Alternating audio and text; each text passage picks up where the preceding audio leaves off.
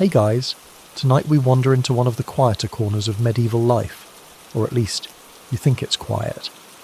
The stone walls of a monastery seem peaceful from the outside, birds nesting under the eaves, a candle flickering in a high window, but step inside and you'll see things that would make you blink twice. Picture a cold, dim corridor, the scent of wax and damp stone mixing in the air, and a handful of robed figures moving silently toward the chapel. It's calm, until you notice what's hanging over one monk's arm. A sheet of coarse linen, stiff as sandpaper, meant not for sleeping under but for punishing himself at night. Yeah, you probably won't survive this bedtime story. So, before you get comfortable, take a moment to like the video and subscribe, but only if you genuinely enjoy what I do here. And if you're here right now, drop your location and local time in the comments. I love knowing where my night owls and insomniacs are tuning in from. Now, dim the lights, maybe turn on a fan for that soft background hum, and let's ease into tonight's journey together. You slip into the shadows of the cloister, your bare feet cold against the worn flagstones. The monks have retreated to their cells, but some haven't come to rest. They're preparing for a ritual you didn't expect. In the Middle Ages, certain monastic orders practiced mortification of the flesh, a self-imposed discomfort meant to cleanse impure thoughts, especially those of the romantic or lusty kind. And while some chose whips or thorny ropes, others opted for bedding that no sane person would choose voluntarily. The penance sheet was typically woven from rough haircloth or linen so coarse it could scratch your skin raw. Imagine trying to fall asleep wrapped in something with the texture of a doormat. The idea was that by denying the body comfort, the soul could stay focused on higher, holier things. Historians still argue whether this was widespread practice or more of a niche monastic eccentricity, but surviving accounts suggest some monks swore by it, the way modern folks swear by ice baths. One old chronicler describes a monk who kept two bedding options. One soft for when he was pure of thought, and one so abrasive that his rest was as the rest of the damned. That's one way to motivate yourself to stay on your mental A-game. The sheets weren't washed often either, apparently. Laundry was too much of a luxury for something meant to be unpleasant, which, honestly, is where I'd draw the line. The ritual didn't stop at just lying down. Some would fasten the fabric tightly around themselves, making it harder to shift into a comfortable position. A few even sprinkled fine sand or bits of straw between the layers to ramp up the discomfort. It's like medieval sensory deprivation, except instead of calming you, it's basically daring your brain to think about anything except the prickly surface grinding into your elbows. And here's where it gets even stranger. These penance sheets weren't always a private affair. If a monk confessed impure thoughts, say, about the baker's daughter in the village, he might be ordered to sleep under supervision, wrapped in one of these, with a senior brother watching to ensure he didn't wriggle out. The sleepover you never wanted. Of course, modern scholars debate whether such practices were more about genuine piety or just a mix of peer pressure and the medieval love of dramatic gestures. Some argue that in a society where comfort was rare, the act of making things worse on purpose was a way of showing off spiritual toughness. Others suggest it was part of a deeper, almost competitive streak in some monastic communities. Who could endure more for the sake of the soul? And endurance was the name of the game. Imagine a freezing winter night, no fireplace in your stone cell, wind whistling through gaps in the shutters, and you're lying there in what amounts to a scratchy human burrito. One monk reportedly likened the sensation to being embraced by the devil's own carpet. You almost want to give points for creativity. Now, not every monk was on board. Some thought these extremes distracted from true prayer and discipline. They preferred gentler methods, silent meditation, extra hours of work, or helping the sick. But those who embraced the penance sheet swore it kept their minds clear, their spirits humble, and their bodies too miserable to get distracted. You follow the sound of rustling cloth and the faint creak of a bed frame as one young monk, his face pale, eyes downcast, unrolls his penance sheet. He smooths it out carefully, as if the act itself is part of the ritual. Then he lies down, arms folded, lips moving in whispered prayer. You can almost feel the itch crawling across your own skin just watching him.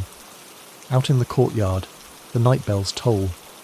Somewhere in the dark, another brother wakes to swap his soft bedding for the rough one.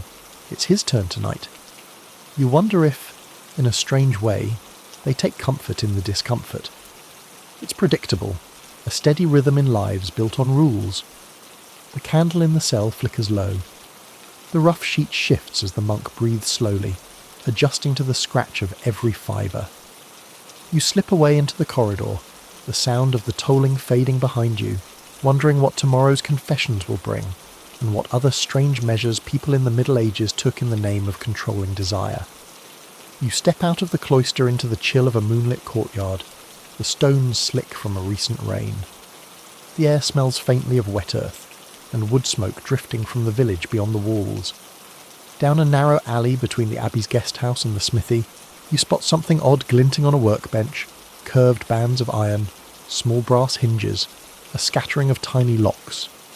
Your fingers hover over one of the pieces, cold to the touch. It's shaped to fit the human body, but not in any comfortable way. And just like that, you've stumbled into the murky legend of the chastity belt. The story most people know is simple.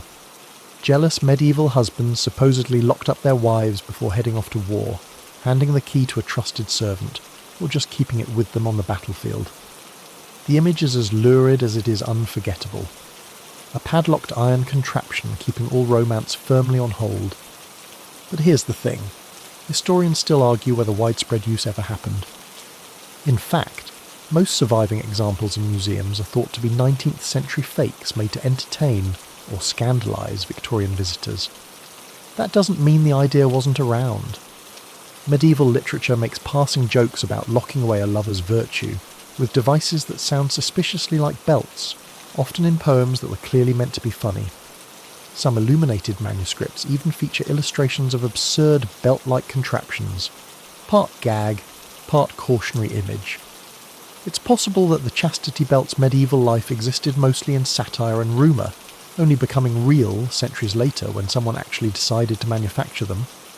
Still, there are tantalising bits of evidence that a few versions may have existed in late medieval Italy and France, not as iron underwear, but as padded leather harnesses, sometimes with metal plates, supposedly for protection during travel.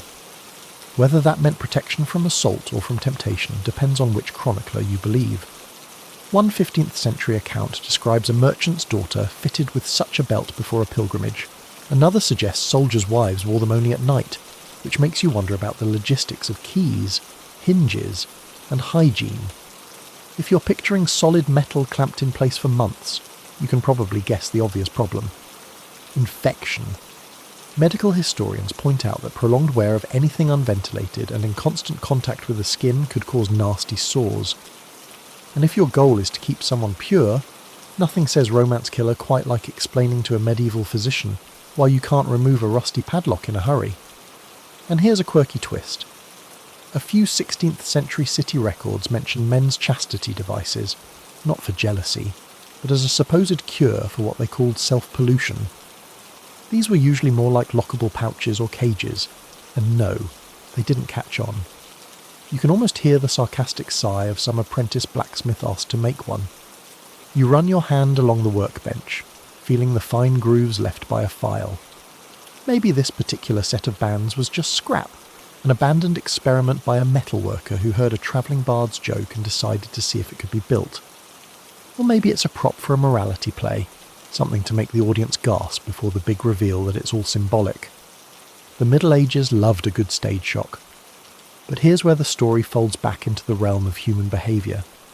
Even if chastity belts were rare or mostly mythical, the idea of them shaped how people thought about control and fidelity. A whispered warning about such a device might have been enough to keep some wayward impulses in check, or at least keep them more secretive. The psychological version of a lock is often more effective than the real thing. You step away from the bench, the iron chill still on your fingertips, and pass under an archway leading toward the outer wall. In the distance, you hear the soft laughter of a pair of night watchmen, swapping gossip about a merchant's wife who supposedly sleeps in chains. You can't tell if they mean it literally or figuratively, and in the Middle Ages, that's exactly how these stories worked. Half fact, half rumour, and entirely the kind of thing people remember centuries later. One watchman mutters something about a locksmith in town making a new kind of the lock, lighter and more discreet. The other snorts and says, "Good luck getting anyone to wear it without complaint." Their lantern bobs as they turn a corner, and you're left with the sound of your own footsteps on wet stone, heading toward the faint glow of the bathhouse ahead. The faint orange glow ahead pulls you in, along with the low burble of water and the occasional splash. As you push open the heavy wooden door, a wave of heat rolls over you, thick with the scent of damp linen, rosemary sprigs, and faintly smoky steam. You've found the public bathhouse, the medieval hub where cleanliness, socialising, and, let's say, interesting human dynamics all steam together in one tiled room. You step inside and blink through the haze. Men and women are present, though in some towns the sexes bathe separately or on alternating days. Here, though, a thin attempt at modesty holds, linen shifts clinging to damp skin, but not hiding much. A few patrons simply go without, either because they forgot their bath shirt or because they're making a statement. You notice a carved beam overhead bearing the town's official rules. No gambling, no swearing, no wrestling in the pool. You imagine some bathhouse keeper centuries ago grumbling that the sign should really have included no flirting, but gave up after the third complaint. The bathhouse wasn't just for scrubbing away the grime from medieval streets. It was the closest thing the era had to a social club. Here you could trade news, close business deals, or find yourself part of a matchmaking plot. There's a baker's apprentice nervously handing a tiny cake wrapped in cloth to the weaver's daughter. Over in the corner, two merchants argue about grain prices while a servant rinses their hair. And somewhere, someone's always telling the kind of joke that sounds a lot cleaner than it really is. Historians still argue whether bathhouses were primarily wholesome places or thinly veiled dating venues. In some cities, like 14th century Paris, they were heavily regulated, with strict codes on behaviour and even official curfews. In others, like certain German towns, they were family-friendly day and night, a place for mothers to bring their children. The reality probably sat somewhere in between, shifting with the decade, the town council, and the moral mood of the time.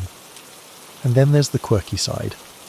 Bathhouses often offered food and drink service, because why not have a meal in your bath? Picture a wooden tray floating between patrons, piled with bread, fruit, and a jug of ale. Some even had musicians to keep the atmosphere lively. You can almost imagine the challenge of eating grapes gracefully while your fingertips prune. Your eyes wander to a small side room where a barber surgeon works under a low arch. He's offering not just haircuts and beard trims, but also minor medical procedures, lancing a boil, pulling a tooth, or letting a bit of blood to balance the humours. Yes, people sometimes came to the bathhouse for health reasons, though hopefully in a different order than the food service. And yet, despite the official rules, the bathhouse could be a place of subtle courtship. You watch as a young man splashes over to rinse his hair beside a woman whose linen shift is embroidered just enough to suggest she's from a wealthier family. They exchange polite greetings, carefully avoiding anything too obvious, but their smiles give the game away. Whether they meet again will depend on the watchful eye of the bath attendant, or maybe whether they slip a coin into his hand on the way out.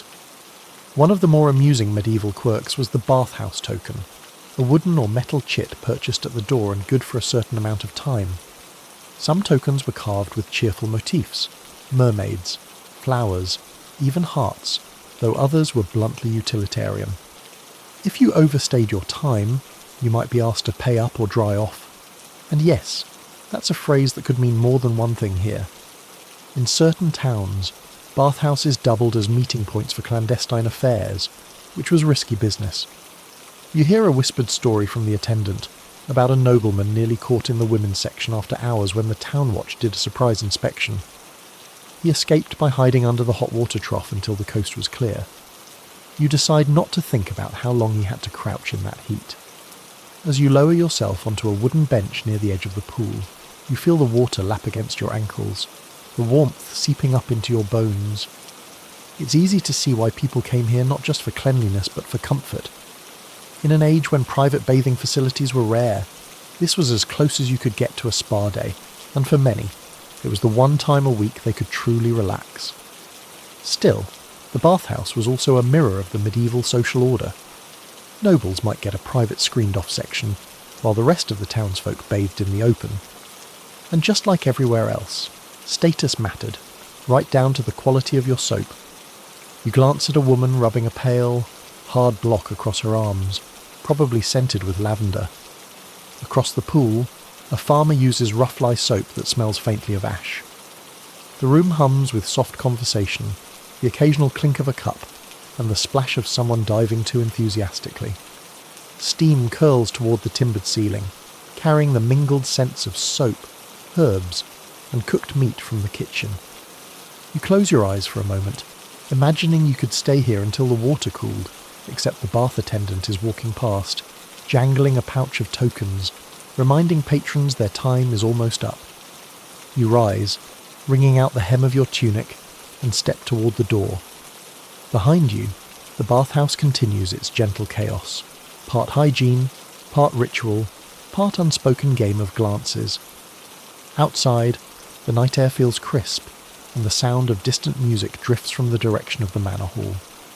You follow the drift of music toward the manor, shoes whispering across packed earth, until the path widens into a torchlit courtyard.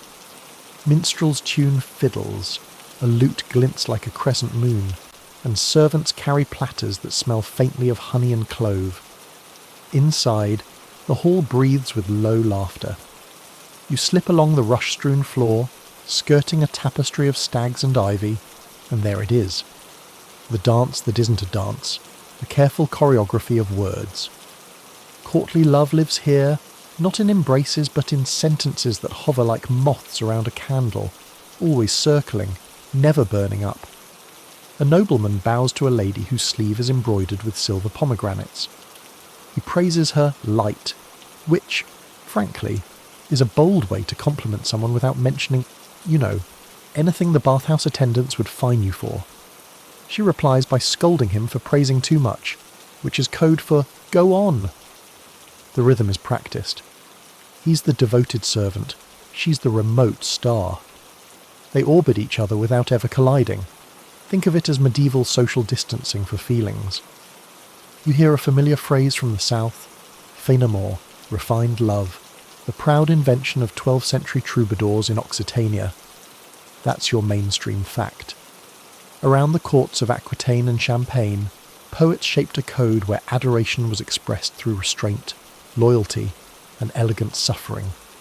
Eleanor of Aquitaine's circle helped popularise it, and Andreas Capellanus wrote De Amore, a cheeky manual that reads like a cross between ethics class and a gossip column. If you've ever read rules that say when you can speak, how long your sigh should last, and whether the chessboard is an acceptable place for flirting, yes, that's the vibe. At a window seat, a troop of young squires debates whether a glance counts as a promise. One produces a folded square of linen, her favour, tied with a thread the colour of new grapes. He swears the knot's design is a coded reply, and you almost believe him until you notice it's, basically a knot. But in this room, meanings multiply. A dropped glove is an invitation. A borrowed book with a pressed violet says, "Remember me." A ribbon pinned over the heart says, "Think of me when the trumpets start." Honestly, the bathhouse token system felt simpler. On a dais, a lady with clever eyes presides over a playful debate. They call it a court of love, and tonight's case is this. If a knight rescues two ladies from a boar, who owes him more gratitude, the one he reaches first or the one in greater danger? Arguments bloom like roses. One squire cites precedent from a poem, another quotes a proverb. A third says the boar should testify, joke number 1. You imagine the boar shuffling up, swearing on a turnip. Historians still argue whether these so-called courts truly existed outside literature, or were salon games dressed up in legal robes, but the notion that noblewomen weighed in on questions of affection.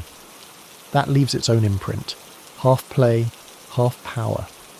You drift toward the hearth, where a troubadour quietly tunes. He sings a verse about a lady he'll never touch, the kind of longing that's practically an endurance sport. The refrain falls soft, each line promising secrecy, loyalty, and perfect, inconvenience. Because that's the point here. Desire made bearable by distance, shaped like origami until it becomes an art object. Compared to the devil's carpet penance sheet in the monastery, this is penance of a different sort. No scratches, but plenty of itch. There's a quirky tidbit hiding in the corner. A serving girl passes around gingerbread hearts stamped with little arrows and crowns. Guests nibble them to sweeten the tongue before conversation. A custom someone swears helps with witty compliments. Another tray carries spiced wine, Hippocras, because nothing oils a compliment like cinnamon and clove. One bold page claims that if you rotate your cup 3 times before toasting, your beloved will dream of you. You rotate yours twice, then stop. No need to summon dreams you can't return. At the long table, parchment lies ready for the night's pastime. Crafting partimon, a poetic debate. 2 novices argue whether true love can exist inside marriage, a question that lands like a dropped coin on cold stone. Some medieval poets insisted the most refined love had to be extramarital, kept impossible to keep it pure. Others, more practical, said vows and devotion could share a bed. Historians still argue whether this literary posture reflected actual behaviour or just a stylised game for well-fed audiences who enjoyed safe scandal. You recall the chastity belt rumours and grin. If symbolism could count as a hobby, the Middle Ages would win best in show. A herald announces a set of rules of love, lifted right out of Capellanus. Jealousy heightens affection, love rarely endures when made public, and, my favourite, no one can be bound by a double love. The room murmurs approval, though a grandmotherly dowager archly raises an eyebrow. She has the look of someone who's seen enough double loves to fill a ledger. Joke number 2. You consider suggesting a rule about not quoting rule books during small talk, but you value your head where it is. Beyond the firelight, a tapestry shows a lady taming a unicorn, hand on its muzzle, the beast folded like a question mark. Everyone knows the myth. Only a maiden can calm it. Tonight the image doubles as metaphor, a reminder that in this hall, gentleness tames impulse, and elegance overrides gravity. The musicians shift to a rondo, couples take hands in the polite geometry of steps. Palms brush, sleeves whisper, eyes flicker, each touch legally insignificant but practically volcanic. A knight near you wears a token at his belt. A small bronze snail. He claims it stands for patience and persistence. His friend says it's because he moves slowly when composing verses. You remember the animal gifts promised in your wanderings, snails carved into brooches, birds offered in cages, and tuck the image away for later. The hall breathes in unison, and you notice how everyone performs a version of restraint. Even the jokes land gently, like feathers on a table. Yet shadows coil around the pillars. For all its polish, courtly love has edges. A lady confides to her companion that polite worship can feel like a cage, lighter than iron, heavier than air. Another whispers that the fever of lovesickness is a real diagnosis in university texts. Amahirios, treated with music, baths, and conversation, preferably with the beloved. You picture the bathhouse again, the floating trays, and decide the medieval wellness industry had range. The troubadour returns with a song framed as a legal case. The lover claims damages for unreturned smiles. The lady counters that she delivered reasonable notice by lowering her veil. The chorus bangs the table in delight. You suspect these people would have loved a comment section. Joke number 3. If they'd had notifications, every lute player would have turned them off by noon. A hush falls. The lady on the dais delivers her verdict in the earlier Boar case. The knight owes his highest duty to the more endangered lady, since love, when noble, runs toward need rather than convenience. The hall nods as if a small weight has been put back in its proper place. The squire bows, the favoured ribbon on his sleeve trembles. Perhaps tomorrow he'll ride out to test his courage on something less metaphorical than a stanza. As the candles gutter lower, the air turns honey-thick and drowsy. Compliments fade to murmurs. A chessboard waits abandoned near the hearth, kings toppled like napping birds. You slip past the door, the night air smoothing your thoughts. Courtly love has left a taste, spiced, careful, oddly filling. You think of the monastery's scratchy sheets, the bathhouse's floating trays, the iron myths on the smith's bench. Here, the lock is language, the penance is patience, and the bath is a wash of words, warm enough to keep you wide awake. You follow the road away from the manor, past a field stubbled with late harvest, until you hear something you didn't expect in the cool night air. The rhythmic slap of bare feet on stone, punctuated by the hiss of voices chanting in Latin. You round a bend and there they are, figures in plain tunics, backs streaked red, whips dangling from their hands. The flagellants are on parade, and you've stumbled into one of the strangest public rituals of the Middle Ages.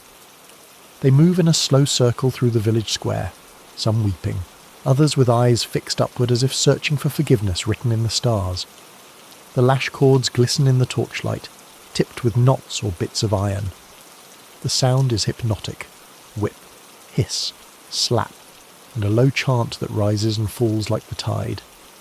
It's part theatre, part penance, and entirely unforgettable. Here's your mainstream fact. During the mid-14th century, especially at the height of the Black Death, bands of flagellants travelled from town to town across Europe. They believed that public self-punishment could atone for humanity's sins and perhaps avert divine wrath. In some places, they marched for 33 one-two days, one for each year of Christ's life, stopping twice a day to whip themselves in front of assembled crowds. But historians still argue whether their movement was officially tolerated or quietly despised by the Church. Initially, some bishops looked the other way, maybe seeing them as an extra layer of moral alarm bells. But by 1349, Pope Clement VI condemned the practice, calling it disruptive and dangerously independent. The Church preferred penance in controlled settings, confession booths, pilgrimages, fines, not open-air dramas that bypassed official authority. You notice a quirky detail in the procession. One man's whip is braided with colourful ribbons. Someone tells you it was a gift from his sister, meant to soften the blows or maybe to make the whole scene slightly less grim. Another carries a wooden plaque painted with a skull, a reminder that the world's pleasures are temporary. He swings it with each step, a silent metronome to the chant. The flagellants stop in the centre of the square. Two kneel, bare backs already marked with fresh welts, and a third begins the rhythmic striking. The crowd is silent except for the occasional cough or the nervous shift of a foot on the cobbles. You can almost feel the unease in the air, admiration mingled with discomfort. Are these people holy, or simply putting on a show? A merchant beside you mutters that the flagellants draw bigger crowds than the spring fair, which is great for his cider sales but bad for the town's reputation. A washerwoman says they remind her of her husband when he's trying to outdo his brothers in fasting. You can't help but notice the element of competition here. Like the monastery's scratchy sheets, the suffering has a strange performative edge. In some towns, the arrival of flagellants was treated like an impromptu festival. Inns filled, children imitated the whips with bits of rope, and vendors sold small souvenirs, carved crosses, candles, even jars of holy dust from the road they'd walked.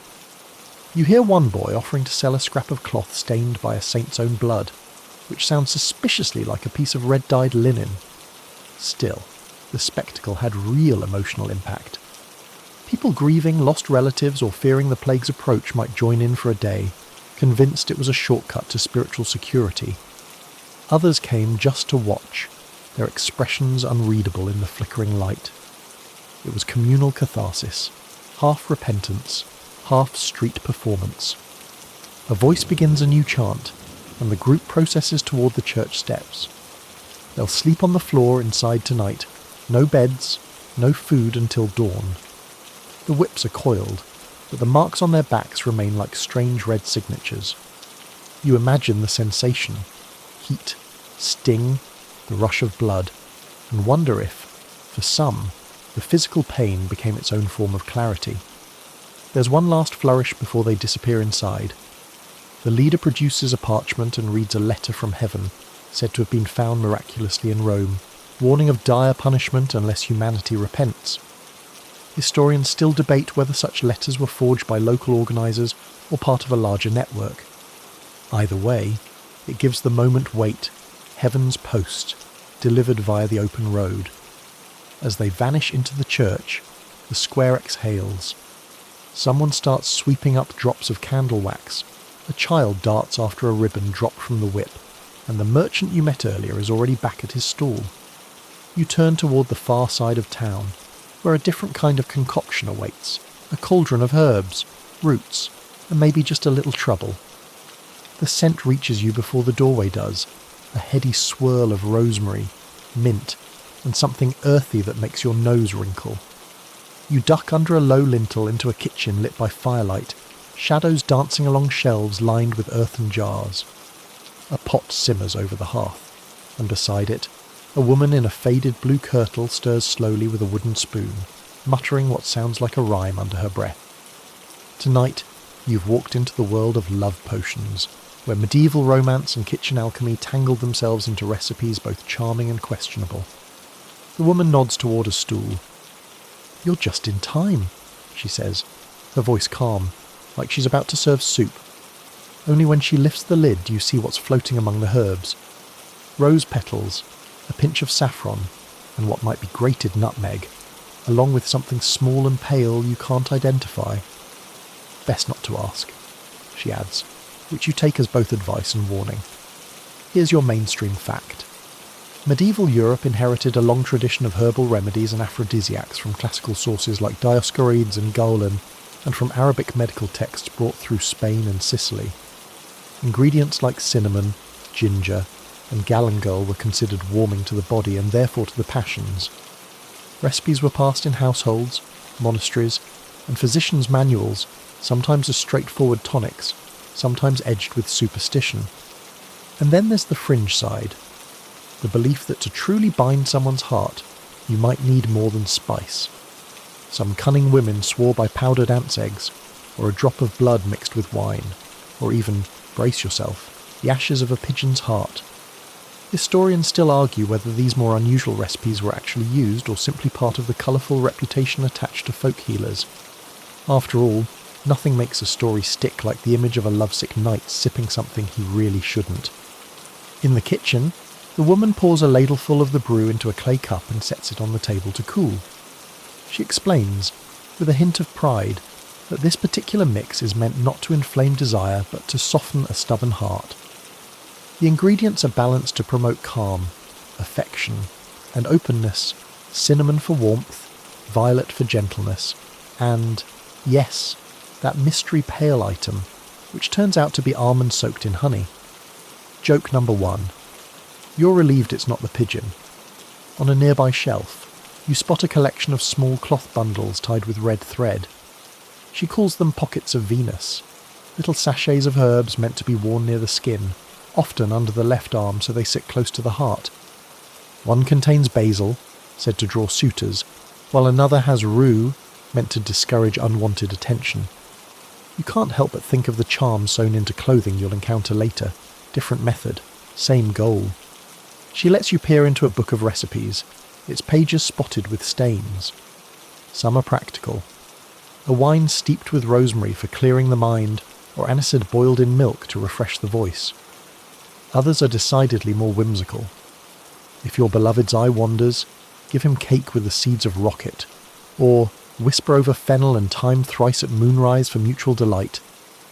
You can imagine these being swapped over bathhouse benches or between minstrels on the road, half serious, half entertainment. You're told that love potions have their dangers, not just the risk of poisoning, lead-based cosmetics sometimes found their way into the mix, but also the social risk. In some towns, being caught selling or even making such concoctions could lead to fines or worse, especially if the potion was blamed for an illicit relationship. One record from 15th century Florence describes a woman accused of enchanting a married man with a spiced wine. She claimed it was just for his cough. Historians still debate whether these accusations were sincere fears of magic or convenient excuses for scandal. A boy bursts in, clutching a pouch of dried rosemary. He sets it by the hearth and whispers something in the woman's ear before darting off again. She smiles faintly and tosses a pinch into the pot. "For luck," she says. You suspect it's for more than that. Quirky tidbit. Some recipes suggested timing your potion making to the phases of the moon, or the position of Venus. You glance through the open shutter and see the moon tonight is a narrow crescent, which, according to one note in the recipe book, is good for beginnings but poor for sealing bonds. The woman shrugs when you mention it. Better to start somewhere than not at all, well, she says, and stirs again. As the potion cools, she hands you a small cup, not to drink, just to smell. The steam curls into your nose, warm and spiced, and for a moment you feel a strange clarity, as if the noise of the day has been pushed aside. You imagine a medieval lover receiving this, wondering whether it's medicine, magic, or something in between. Before you go, she slips a small sachet into your pocket, basil and thyme tied with blue thread. "Not a promise," she says, "just a possibility." You step back into the night, the scent following you, and see that the village ahead is alive with torchlight and music. Somewhere in that glow, the rules will turn upside down, if only for a night. You drift toward the torches and find the village square remade. The tidy stalls and parish notice board have vanished under bunting, ribbons, and a maypole planted like a spear of spring in the middle of cobbles. Drums thud from somewhere behind the alehouse, and a whistle screeches the way only a whistle played by someone enthusiastic and undertrained can screech. Tonight the world turns upside down. The banners say as much without words. Carnival, misrule, let winter be mocked. You tuck the basil sachet a little deeper in your pocket, no promises, just possibilities, and step into the current. Masks pass you, foxes, hares, a lanky goat whose papier-mâché horns waggle with each step. A miller wears a crown of straw. A serving girl rides piggyback on a court jester. Children clatter by with pots and pans, staging a noisy mock parade that could wake sleepers in the next parish. You've seen order in monasteries and decorum in manors. Here, rules loosen like laces after a feast. People swap places, masters serve, apprentices command. A queen of peas, chosen by finding the lucky bean in a cake, orders the baker to juggle his own loaves. Joke 1. He drops the rye and calls it performance art. The crowd applauds like they mean it. Mainstream fact for you. Across medieval Europe, festivals of reversal were part of the calendar. Carnival before Lent, the Feast of Fools in some cathedrals, May Games with a Lord of Misrule, and the boy bishop on certain winter saints' days when a chorister briefly ruled the chapter with processions and playful decrees.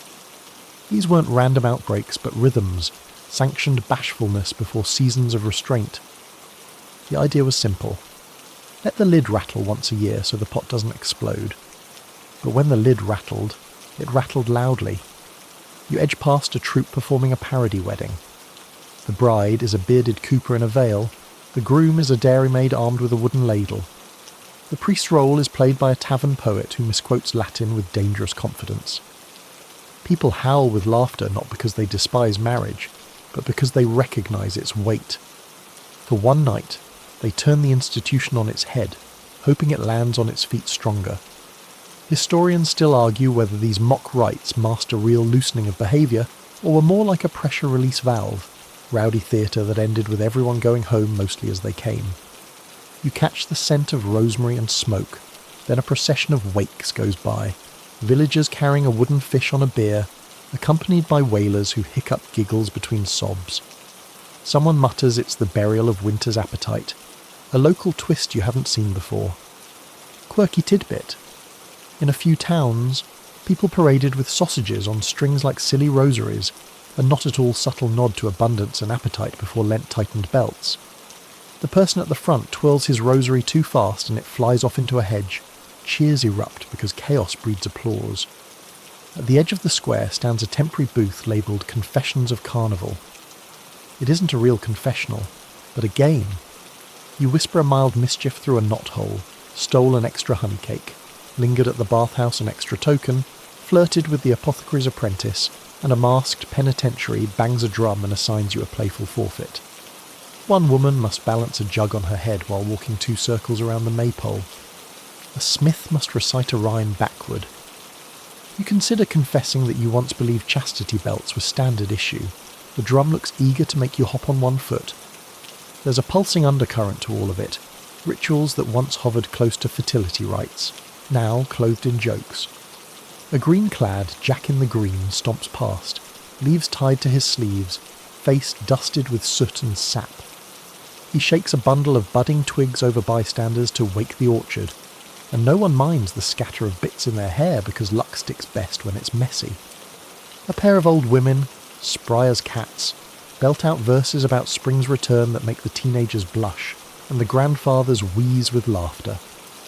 By the church porch, a handful of choristers try out their best donkey bray for a mock feast of the ass, a memory of a once-tolerated parody liturgy where the congregation answered hymns with joyful hee-haws.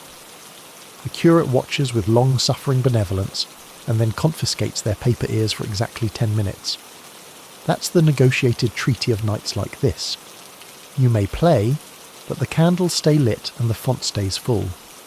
Around the corner, you stumble into a charivari, also called skimmington in some places, a clattering, mock judicial parade. The targets tonight aren't criminals, but a couple whose marriage crossed local expectations. Wooden spoons whack pots. A boy in a helmet bangs a shield with a ladle. Someone rides a hobby horse backward. It's social commentary with percussion. The couple peek through shutters, cheeks red but smiling. In some towns, this racket could punish adultery or cruel husbands. In others, it teased newlyweds into generosity. Historians still argue whether charivari enforced conservative values or occasionally empowered the community to call out real harm. Here, it ends with shared cider, a wink, and a cheer. Between the cries and the clatter, you notice careful lines of protection. Elder women stationed near the raucous dancers to steer drunks away with a glance. A reeve by the ale cask counting measures. 2 matrons patrolling with a length of ribbon turned into a playful boundary. People may flirt under masks, eyes glittering through slits, hands brushing at the edges of dances, but there's a code older than the maypole. Consent as choreography. If a partner steps back, you bow and spin to the next figure. It's less a lecture and more a tune everyone already knows. Someone thrusts a wreath into your hands. Ivy threaded with little gingerbread hearts like the ones you tasted in the courtly hall. A boy shouts, "Hang it on the maypole for luck." You do, and the wreath swings, bumping a strip of painted cloth bearing a crude snail. Patience made festive. You grin, thinking of the knight's bronze snail charm. Apparently, even Misrule respects slow devotion. The ale grows bold, so do the jokes. A minstrel improvises a verse about the flagellants who pass through, whips for the back, not the heart, and the crowd groans in pain and appreciation. Joke 2.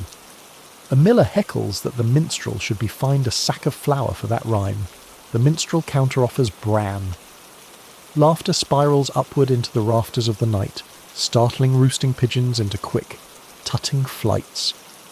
Near midnight, a peculiar contest begins. Blindfolded dancers try to touch a garland hung from a pole by listening for the tinkle of little bells. The catch is that the bells are attached to the wrists of a masked queen, who weaves between them with light steps. If you graze a bell, you owe a rhyme praising spring. If you manage a full ring, you owe the queen a token, often just a ribbon or the promise to help with tomorrow's clean-up. The queen's bells scatter away from a lad with 2 left feet. You nearly hear them giggle. Joke 3. Someone shouts, "Your rhymes can be IOUs." And the reeve answers, "Only if you sweep in couplets." 7s. By the time the moon tips west, the square is a sated beast. Coals wink under ash. The last drummer's hands go slack. A dozy silence folds over benches and bunting. The Lord of Misrule doffs his paper crown and hands it to a child, who yawns like a newborn lion. Lanterns tilt, then darken. People spill homeward, humming. You stand a moment longer, the basil sachet warm against your chest, thinking how every place you've been, the cloister with its devil's carpet, the bath with its floating trays, the manor with its careful compliments, has its own way of steering the wildness. Here, the steering wheel is a mask and a drumbeat. The world flips, laughs at itself, and then, gently, flips back. You leave the square while the bunting is still breathing in its sleep and step onto a road that glows faintly with moon dust. It runs like a ribbon past hedges and sheep and the occasional snoring farmhouse, and before you know it, the festival's laughter fades into the softer music of your own feet. A mile on, the path meets another, and then another, until you realise you've joined a stream headed towards shrines and city gates, and the kind of distant horizon that asks you to keep going. Pilgrims, you discover, don't walk alone. They accrete like snowflakes into a drifting cloud, and somehow you're inside it. The first things you notice are the markers. A scallop shell swinging from a cord, Santiago's calling card, a flask-shaped pewter badge stamped with a sword, Thomas Becket's ampulla from Canterbury, a cross sewn in red cloth for Jerusalem, more wish than itinerary for most. Mainstream fact. By the 12th and 13th centuries, routes to Compostela, Rome, and Canterbury thrummed with travellers of every class, guided by waymarks, roadside crosses, hospices run by monasteries or guilds, and a patchwork of local saints eager to welcome swollen feet. You fall into step with a woman who's been to 3 shrines and 2 markets this year. She says the markets kept her shoes on more reliably than the shrines. Daylight arrives like someone dimming up a candle, and with it, conversation. Pilgrims swap stories the way bathhouses swap gossip, softly, with steam. A mason sings about a miracle that saved his thumb. A widow tells you the exact shade of the candle she promised to light if her son recovered. A clerk lists the Latin verbs he'll recite at St. Peter's as if the conjugations themselves might open doors. Between tales you catch glances, friendly and lingering, and realise the road also hosts a quieter plot. Romances that gather like dew and either evaporate at the next crossroads or hang on long after the sun has risen. You stop at a bridge where someone has chalked directions. Left fork to cheap beds, right to honest stew. People pretend the choice is purely theological, then they sniff in the direction of stew and drift right. The hospice is a long timbered hall with pallets laid soldier neat. A brother stamps your badge with the symbol of their house, a little hammer and lily, and points you to a place near the door where the air is cooler and the snores, allegedly, gentler. He also warns you to keep your purse tucked under your pillow and your basil sachet, if you have one, close to the heart. You feel for it like a secret. Here, the choreography repeats every evening. Wash at the trough, compare blisters by the fire, trade remedies, goose grease, threaded wool, a prayer to Saint Roch, and then share scraps of road food. Cheese friendly with the idea of walking, apples with bruises the size of thumbprints, black bread like edible roof tile. Someone produces a flask of Hippocras, and the circle tightens. You know the ASMR rhythm of it by now, breaths lowering, spoons tapping bowls, a lull that makes the hall feel like one large conspiratorial chest. The talk slips, as it always does, toward companionship. A young tinker shyly asks if you'll walk with his sister tomorrow because you step steady and she's bad at puddles. You say yes and earn a smile that could light the shrine of any minor saint. Historians still argue whether pilgrimage romances were truly common, or whether later storytellers exaggerated them the way they exaggerated chastity belts. But charters and court records do show couples meeting on the road and later appearing together in parish ledgers. A path can be a matchmaker when it keeps you side by side, counting the same mileposts. Quirky tidbit. The hostel's warden keeps a safe shelf where he stores knives at night, and next to them, pencils of soft lead used to write petitions to saints. Some pilgrims, he says, leave flirtatious notes inside those petitions, little acrostics that a friendly clerk might just happen to decode. One rumpled parchment reads, Sanctus Jacobus, Niderelinquus Eam, and the capital letters spell S-A-J-A-N-D, someone's initials. Or a very tired Latin student. Joke 1. A merchant whispers that the only miracle here is finding a clerk who doesn't correct the grammar before the saint reads it. Morning brings what mornings bring. Dew that dampens cuffs, and the exchange of half-sincere vows to keep in touch by relics. On the road, you learn small signals. A shell pinned over the heart often means looking for walking company. A staff wrapped with blue ribbon suggests a vow to keep chaste this trip, blue for Mary, And also, perhaps, for cooling impulses. A few wear little bells at the belt to scare off wolves, which is charming until you realise it also alerts every roadside dog that a moving target approaches. Joke 2. A hound trots after one bell wearer like a personal percussion section. Midday heat presses down. The tinker's sister, Agnes, with a laugh like a brook on stones, tells you that some pilgrims exchange tokens along the way. A scrap of ribbon, a shell scratched with initials, even a tiny pewter badge bought 2 for a penny so each keeps 1. She shows you a badge shaped like a heart pierced by an arrow, claims it's for Saint Valentine, and then winks because everyone knows that's anachronistic, and yet somehow perfectly on brand for the road. The path flattens into a causeway over marshland, wind combing the reeds into waves. Ahead, a group of students from Paris have invented a new game, composing Alba, dawn songs, even though it's noon. Each verse is a lover warning another that day is breaking and they must part, a courtly conceit transplanted to dusty boots. You think of the manor's chessboard and the ribbon on the squire's sleeve, and you realise the road borrows from the hall and gives back improved models. The students argue metre. A miller's daughter contributes a chorus better than all their scansion combined. Historians still argue whether women's voices are undercounted in the surviving road songs. Your ears vote emphatically yes. At a crossroads shrine, votive wax limbs hang like little pale commas, thanksgiving for healing. Someone's pinned a lock of hair in a neat twist, love's punctuation mark. You don't stare, you simply notice how many stories settle on wood and stone, and then keep walking in the people who leave them there. An old pilgrim ties his staff to another's with a loop of twine, so we can share a pace. It's practical, but also adorable. You pretend not to see the way their fingers linger. Joke 3. A passerby mutters, 2 staff, 1 path, half the blisters, and receives a corrective glare from a matron who has seen better math. Rumours circle like swallows. A church ahead where couples who met on the road can handfast for a year and a day, witnessed by a saint's statue that supposedly smiles when the vows are true. The warden at last night's hospice called it folklore. Historians still argue whether handfastings at shrines were unofficial betrothals, local custom, or simply the wishful embroidery of travellers who needed a story to hold the tenderness they felt between mile 10 and mile 20. You arrive and find no smiling statue, just a kindly priest who offers a blessing for fellow pilgrims who keep each other safe. Honestly, that's enough. By dusk, fields steep themselves in the colour of steeped tea. A storm sniffs the horizon but decides to keep its drama for someone else.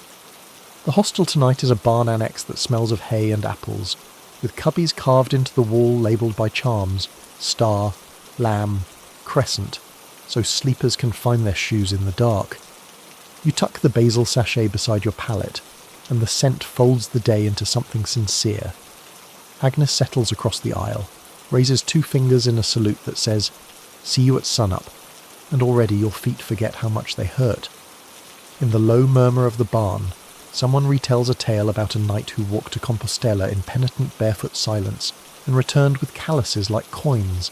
Another swears he met his wife because he shared a needle and a patch of cloth in a rainstorm, and the needle just kept stitching. You lie back, looking up at beams scarred by years of ladders, and think how the world keeps inventing corridors for chance. Cloisters, bathhouses, courts, festivals, and here, long roads that secretly moonlight as slow, stubborn matchmakers. Sleep edges closer.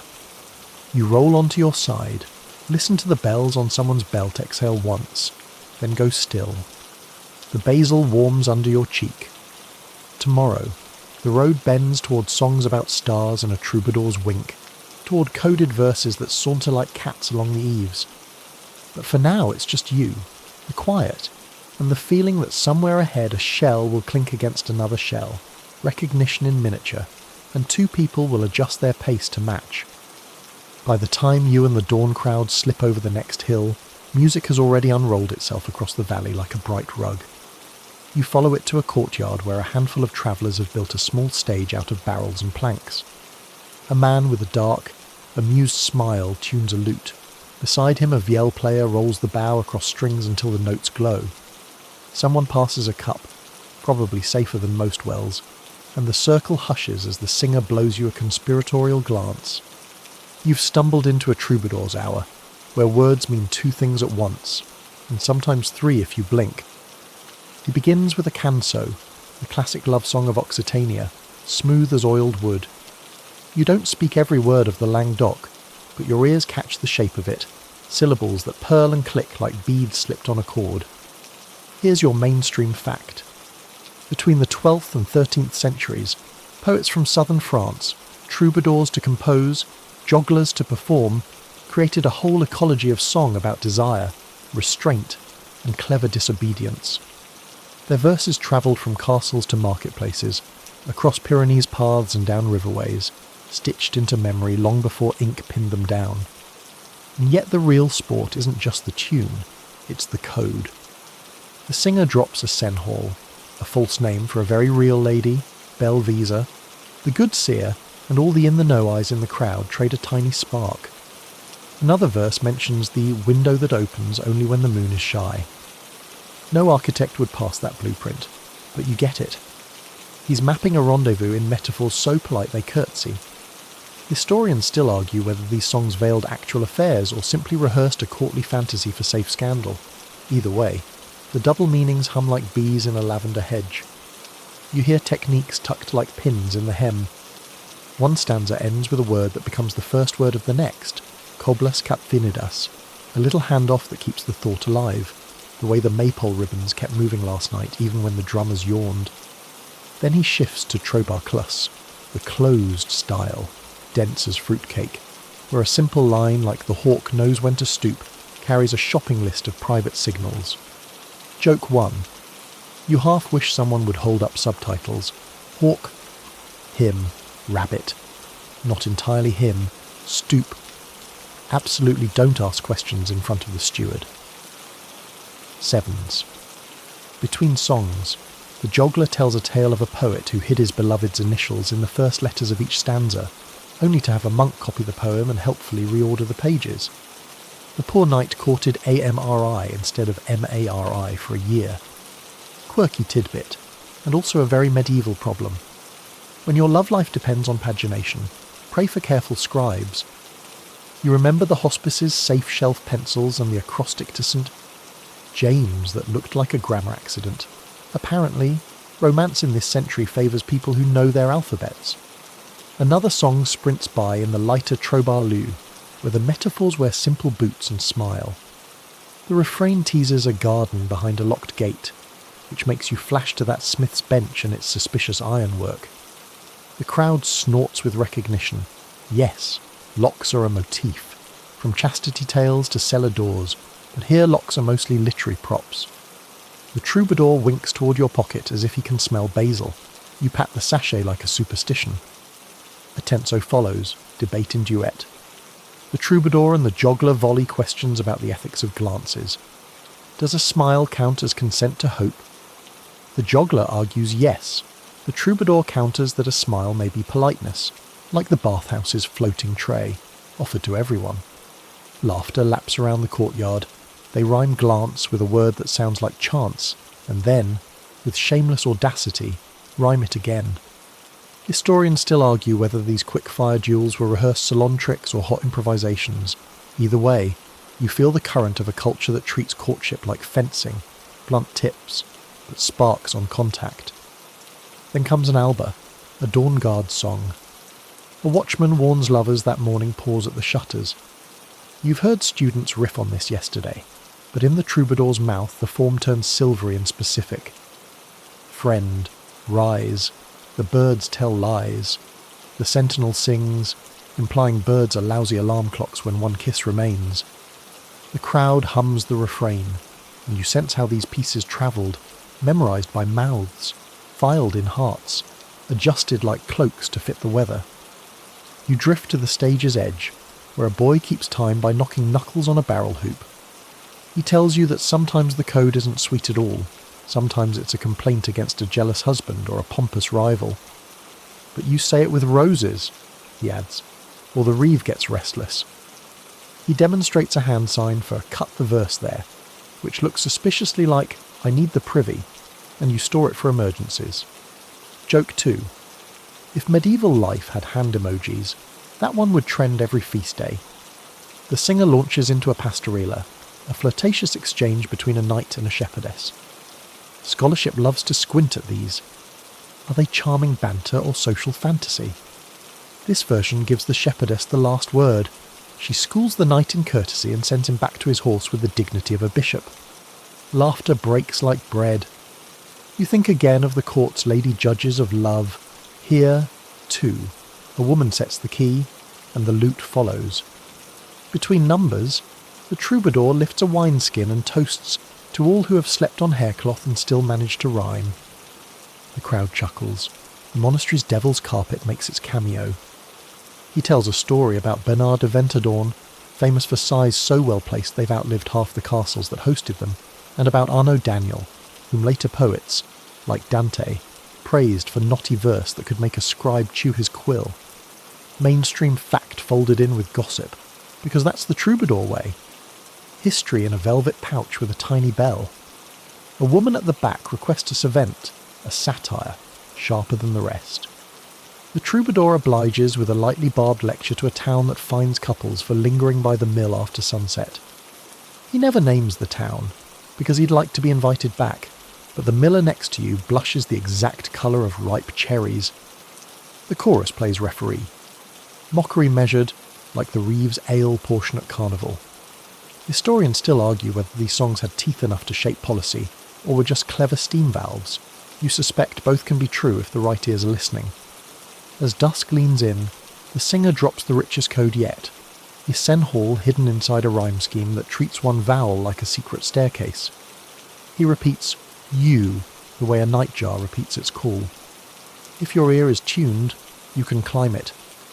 If not, it's just, well, pleasantly owlish.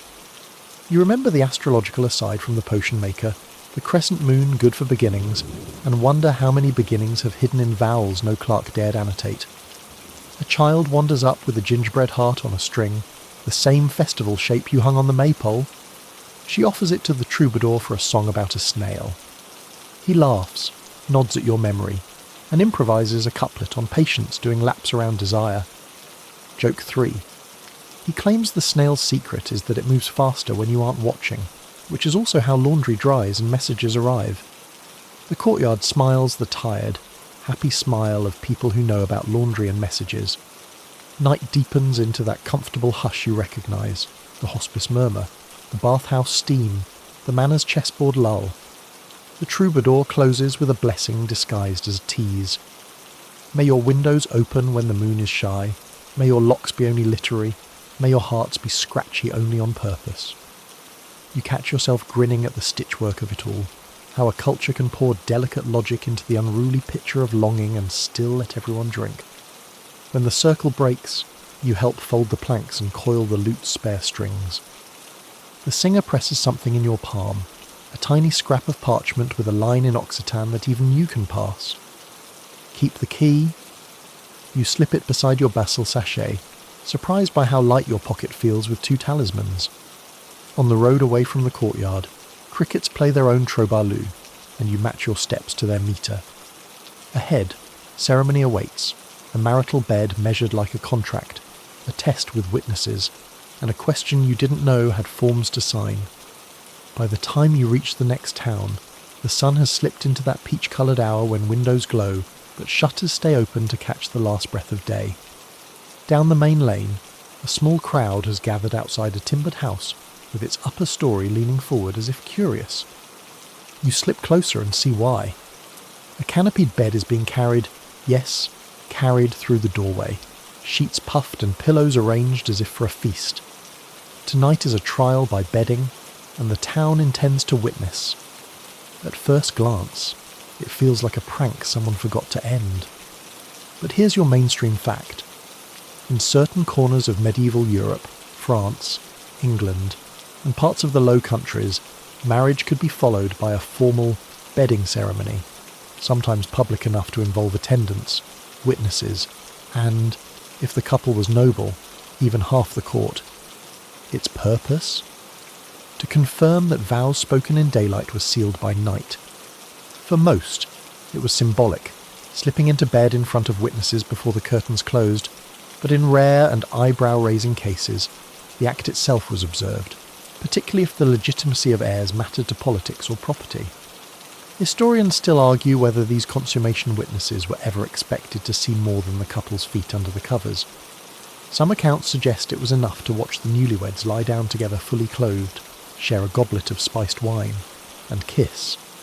Others, especially from disputed royal unions, hint at far less privacy, with clerics or chamberlains tasked to confirm performance in language as euphemistic as it was uncomfortable.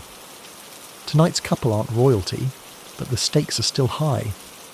The groom, a merchant's son, is marrying the daughter of a wealthy brewer. The union will combine ale and shipping into a local powerhouse. Both families have turned the bedding into a small pageant.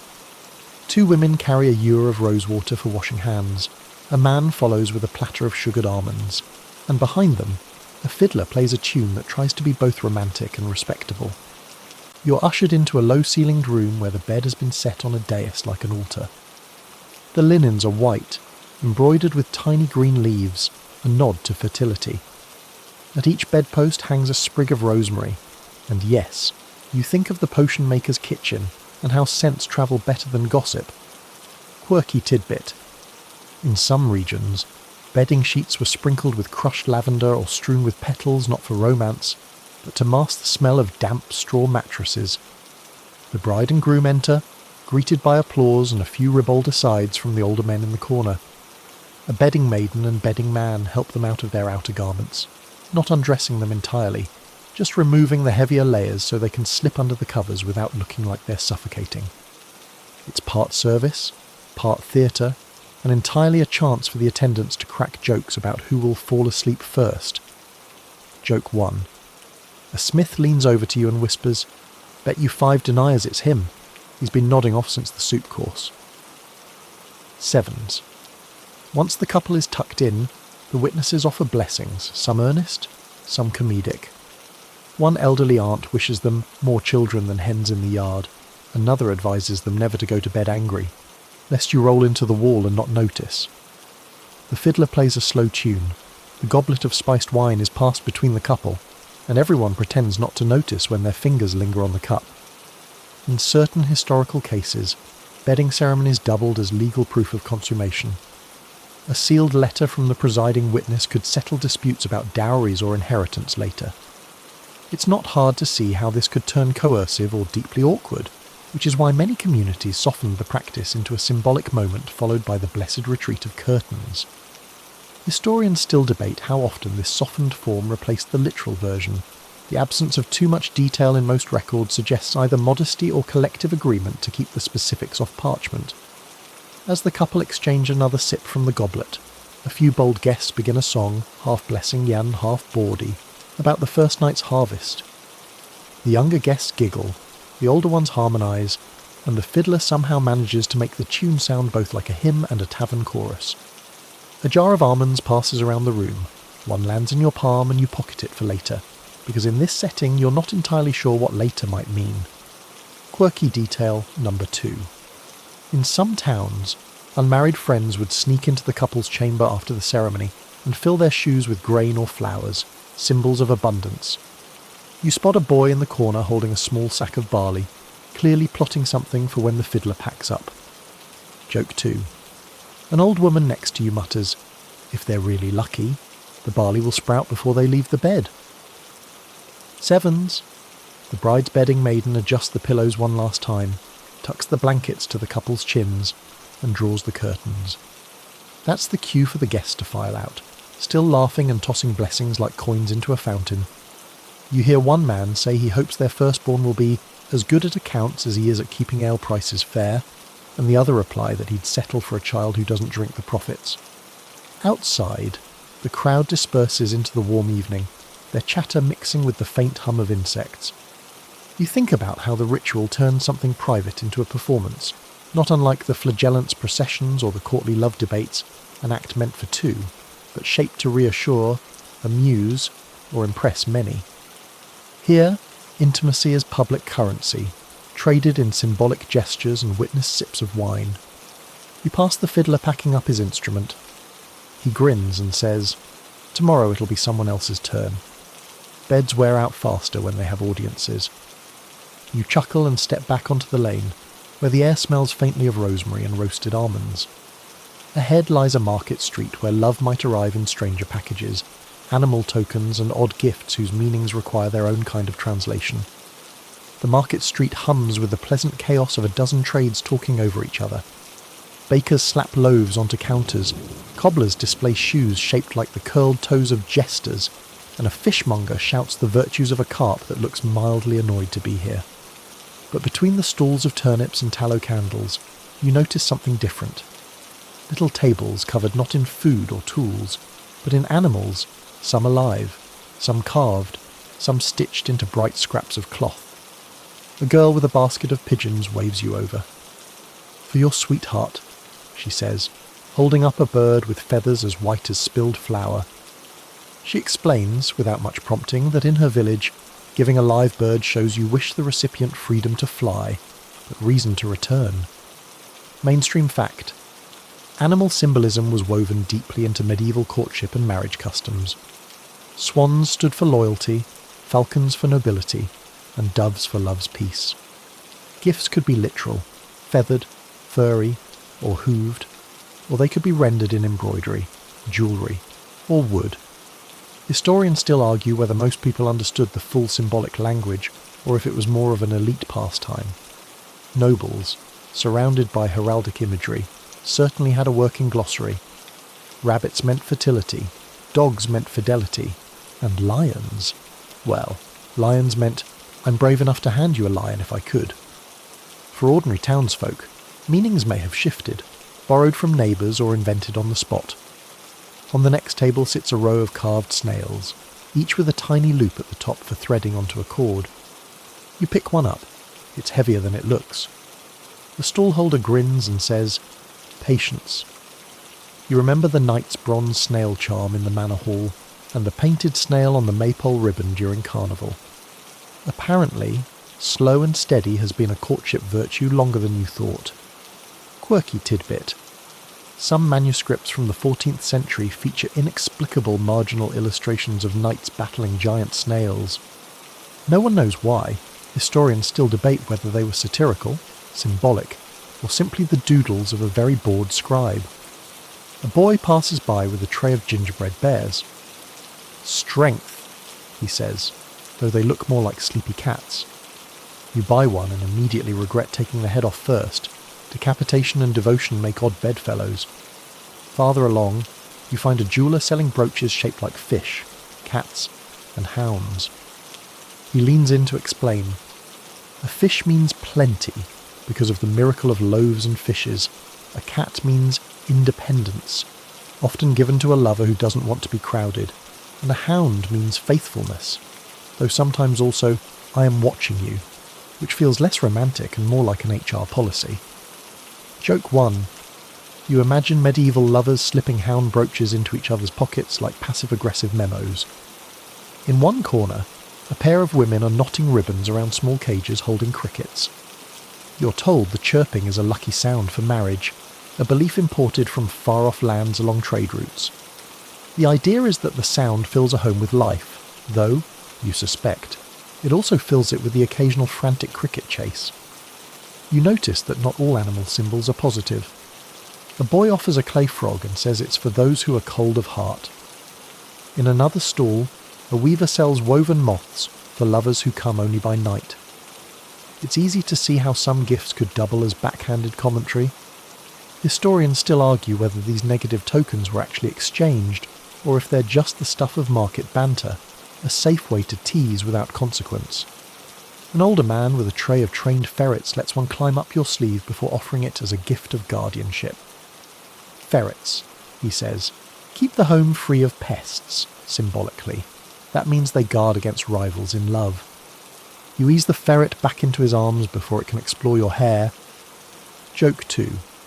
You imagine someone receiving a ferret as a romantic gesture and immediately falling in love with the ferret instead.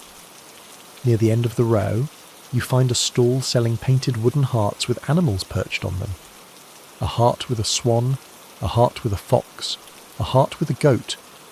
The seller rattles off meanings like a bard reciting lineage. The goat, mischief. The fox, cunning in love. The swan, a love that endures past the first winter. She offers to paint your choice on the spot. You ask for a snail, and she laughs. Patience is good, but be sure they don't mistake it for laziness. Sevens, quirky tidbit number 2. Some lovers in medieval Italy sent each other real animals dressed in costumes, tiny hoods for pigeons, embroidered blankets for dogs, turning the gift into both symbol and spectacle. There's a record of a man sending a falcon wearing a gold ring on its leg, which feels like a grand gesture until you consider the risk of losing both falcon and ring in one bad flight. Historians still debate whether these extravagances were common or just the antics of a wealthy few with more coin than sense. Before you leave, a young woman at a stall of clay charms presses a tiny hair into your palm. Speed, she says with a wink, for when patience fails you. You slip it into your pocket beside the basil sachet and the troubadour's scrap of parchment, your little menagerie of meanings growing heavier by the day. As you walk out of the market, a man leading a donkey passes you, the animal's saddle draped with embroidered cloth covered in doves. He's on his way to a wedding, he explains, and the doves will be released, so their shadows bless the couple. You watch him go, thinking about all the ways people try to say with feathers and fur what they can't quite risk saying outright. Up ahead, a cluster of townsfolk are gathered under the eaves of a stone building, voices low and urgent. You catch a word, scandal, and see the carved lintel of a church doorway. Looks like the next stop is the kind of story whispered behind hands, where vows clash with temptation, and the robes in question aren't bridal but clerical. Joke 3. You mutter to yourself that at this rate, you'll need a bigger pocket just for animal metaphors. The murmurs draw you closer, a tide of lowered voices and side eyes pooling under the shadow of the church porch.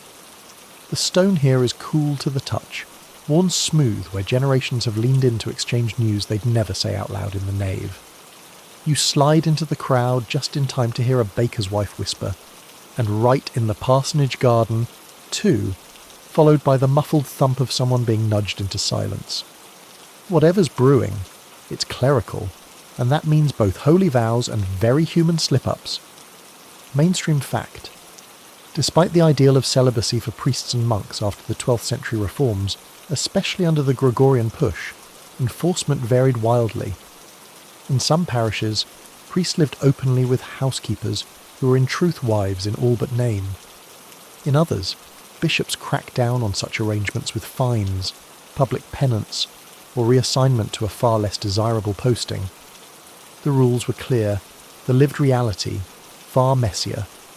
The baker's wife insists she saw the parish priest, Father Alain, walking arm in arm with the apothecary's widow after Compline, not once but twice this week. Her husband points out that they might have been discussing ointments for his bad knee. She sniffs. His knee was fine enough to climb the widow's back stair. Historians still argue whether medieval communities were genuinely scandalised by clerical liaisons or simply enjoyed the gossip. After all, it's easier to remember sermons when you've attached them to a bit of drama. A fishmonger joins in with his own story. In the last parish he visited, the priest was fined a whole mark for keeping a concubine under his roof. The record phrased so politely it sounded almost respectable. Quirky tidbit. Some dioceses actually kept registers of clergy concubinage, not just to enforce morality but to track the revenue from associated fines. A reminder that even sin could be itemised like grain or wool. Someone leans over to you, lowering her voice further. In Durham, they caught a canon in the orchard with a merchant's daughter. They made him walk barefoot to the altar for 3 Sundays. She pauses, then adds, the daughter married a miller and got a new orchard. You can't decide whether that's poetic justice or efficient recycling. Joke 1. You whisper that at least the apples didn't go to waste. She snorts ale through her nose. Inside the church, the smell of incense still lingers from Vespers. The pews are empty except for a boy polishing candlesticks. He glances up and says, "You're looking for the priest? He's in the vestry with the widow." His tone is so flat it could be sarcasm or just fact, but it's enough to make two women by the door exchange glances sharp enough to slice altar bread. In the vestry, the voices are polite, but the door is firmly shut. You picture the scene. Maybe it's innocent consultation over cough syrup. Maybe it's a pastoral visit leaning toward the personal. Either way, you sense how easily the town will turn ambiguity into certainty once the story leaves these walls. Historians still debate whether such scandals damaged a priest's standing permanently, or simply made him more human in the eyes of parishioners, someone whose confessional advice came with first-hand knowledge of temptation. A bell rings outside, signalling the start of a guild meeting in the hall. The gossipers drift away, but not before trading parting predictions about whether the bishop will hear of this by Pentecost. One man claims the bishop has his own housekeeper and won't want to set a precedent. Another says the bishop loves setting examples, especially during Lent. You linger a moment longer, tracing a carving in the porch's wooden beam. A fox in a monk's robe, carrying a goose under one arm. It's a sly visual joke that's survived centuries, an image repeated in manuscripts to satirise corrupt clergy. Quirky tidbit number 2. The fox and goose motif was so popular in late medieval England that it appeared not just in church woodwork but also on alehouse signs, making it a double-edged joke that travelled between piety and pint. As you step into the street, a man in a brown robe passes you, head bowed, his basket of herbs swinging at his side. You catch a whiff of rosemary and thyme, familiar from the potion maker's cauldron. He nods but doesn't meet your eye, and you can't tell if it's humility or a desire to avoid being recognised right now. A tinker near the well mutters that the priest will have to make a gift to the parish poor to smooth things over. Better than haircloth sheets, he says, and cheaper than exile. Joke 2. The cooper replies that he'd pay to be exiled if it meant warmer winters. The day's light has started to pull gold over the rooftops, and the crowd's attention shifts toward the market square, where bolts of bright fabric are being unrolled. Someone mentions the word sumptuary, and you realise you're about to cross from gossip into laws that tried, and often failed, to keep desire in check by telling people what they could and could not wear. As you leave the church porch behind, you glance back once more. The door to the vestry has opened. The widow steps out first, her cheeks pink but her stride steady. Father Alain follows, smoothing his sleeves, and offers a cordial blessing to the blacksmith passing by. The moment is perfectly ordinary, which, of course, guarantees it will be told later as anything but. Joke 3. You think to yourself that in the medieval rumour mill, even the baker's dough rose slower than a good scandal. The market square looks different today, less about trade, more about rules. Bolts of silk, velvet, and brocade lie across a trestle table, but they're not for sale. They're exhibits in a lesson, each guarded by a clerk with ink-stained fingers and the thin smile of someone who enjoys paperwork. You've arrived just in time for the annual reading of the sumptuary laws, where desire isn't measured in whispered compliments, but in inches of fabric and the shine of thread. Mainstream fact. From the late Middle Ages onward, many European towns and kingdoms enforced sumptuary laws, regulations controlling who could wear certain colours, fabrics, furs, or decorations. Ostensibly, the aim was moral, to curb vanity and preserve social order. In practice, they also protected class distinctions and, not incidentally, kept luxury trades serving the elite. Silk might be reserved for nobles, certain fur linings for high-ranking officials, gold embroidery for the wealthy, every stitch a badge of who you were allowed to be. The clerk picks up a bolt of crimson velvet and reads from the parchment. No woman of the merchant class shall wear cloth of gold or silver, nor any man below the rank of knight may adorn his sleeves with pearls.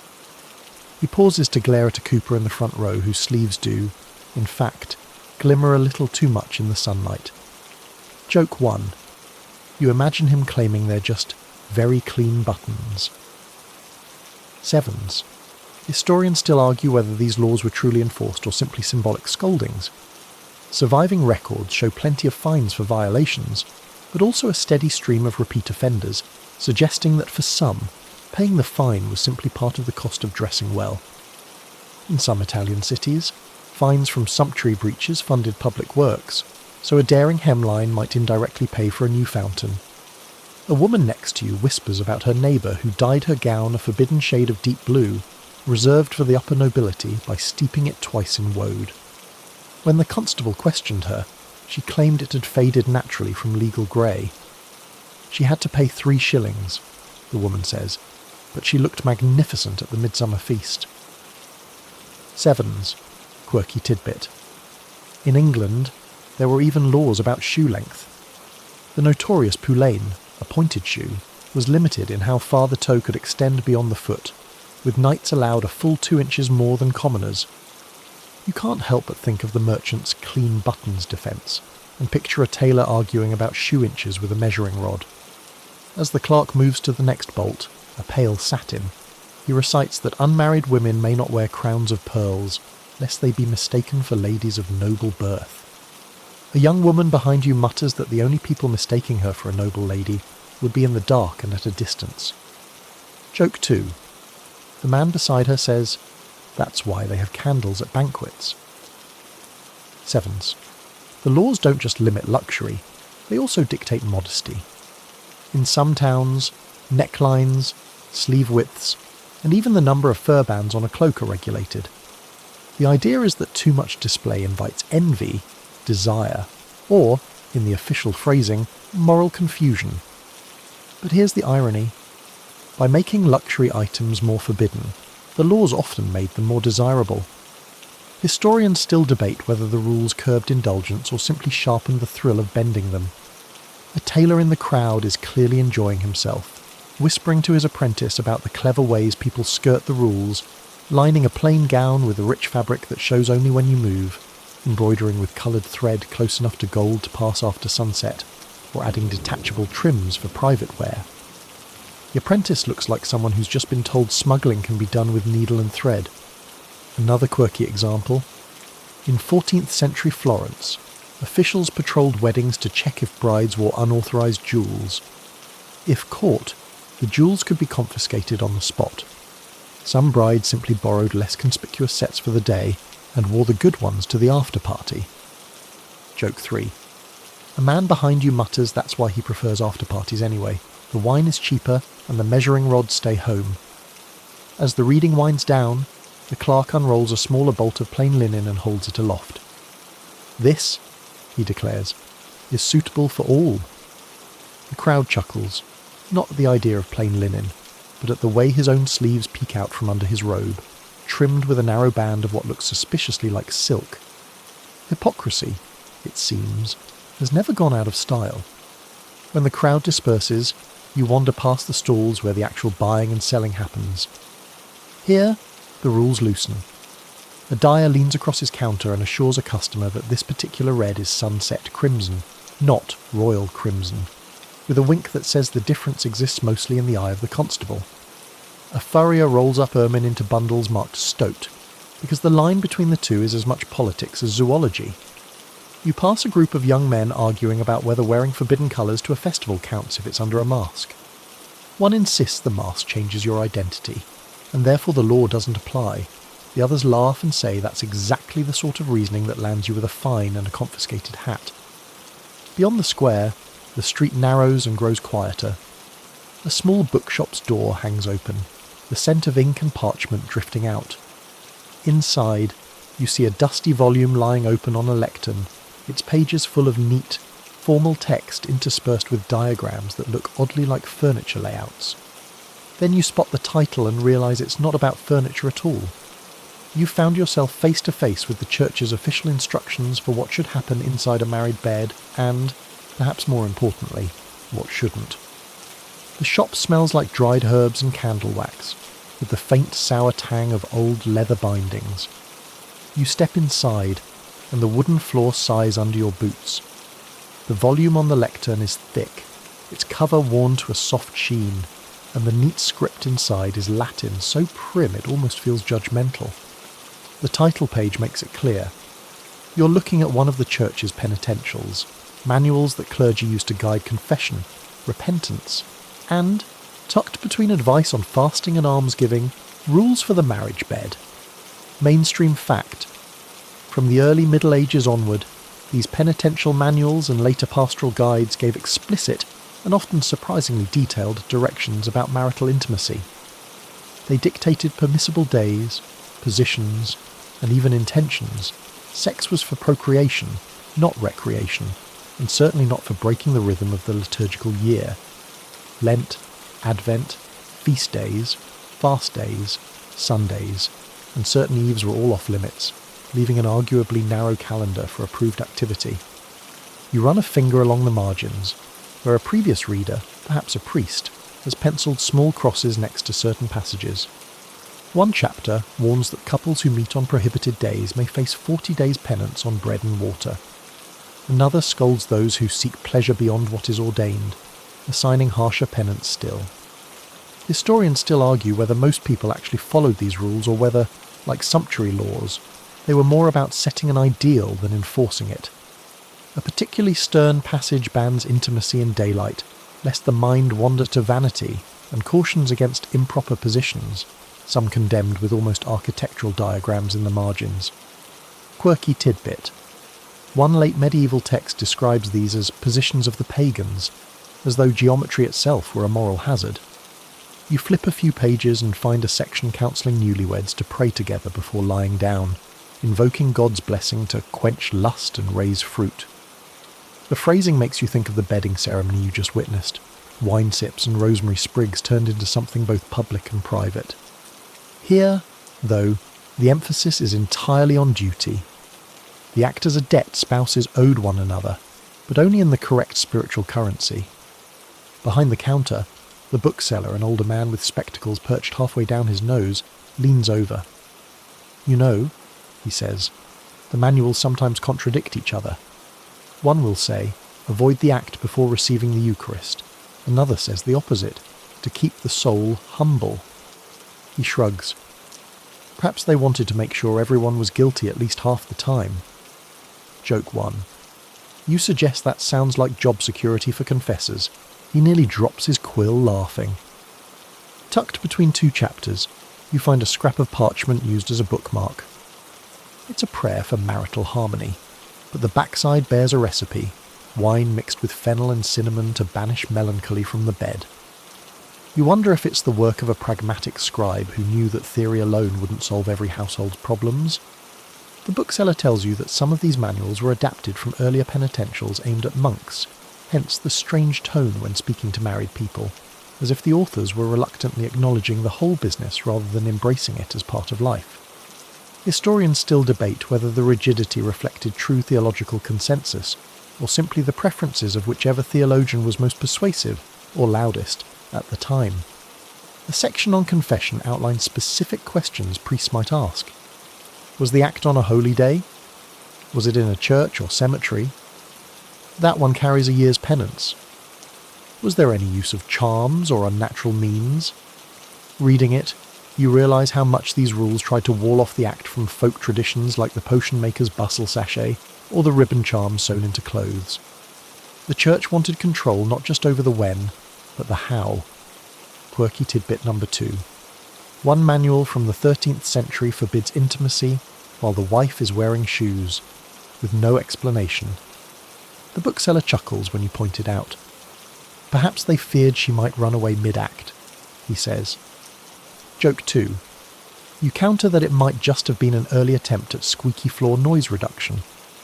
Another page lists the remedies for excessive desire, fasting, prayer, separation for a set number of days. One even recommends sleeping on the floor. You picture the monastery's haircloth penance sheets and think about how the instinct to punish the body in order to discipline the mind runs through so many of the things you've seen. Flagellants in the square, pilgrims walking barefoot, couples timed by feast days. As you close the volume, you catch one last note in the margin, written in a lighter hand. Love is not less holy for being glad. The bookseller glances at it and shakes his head. That one wasn't in the original, he says. Probably a reader with more sense than the author.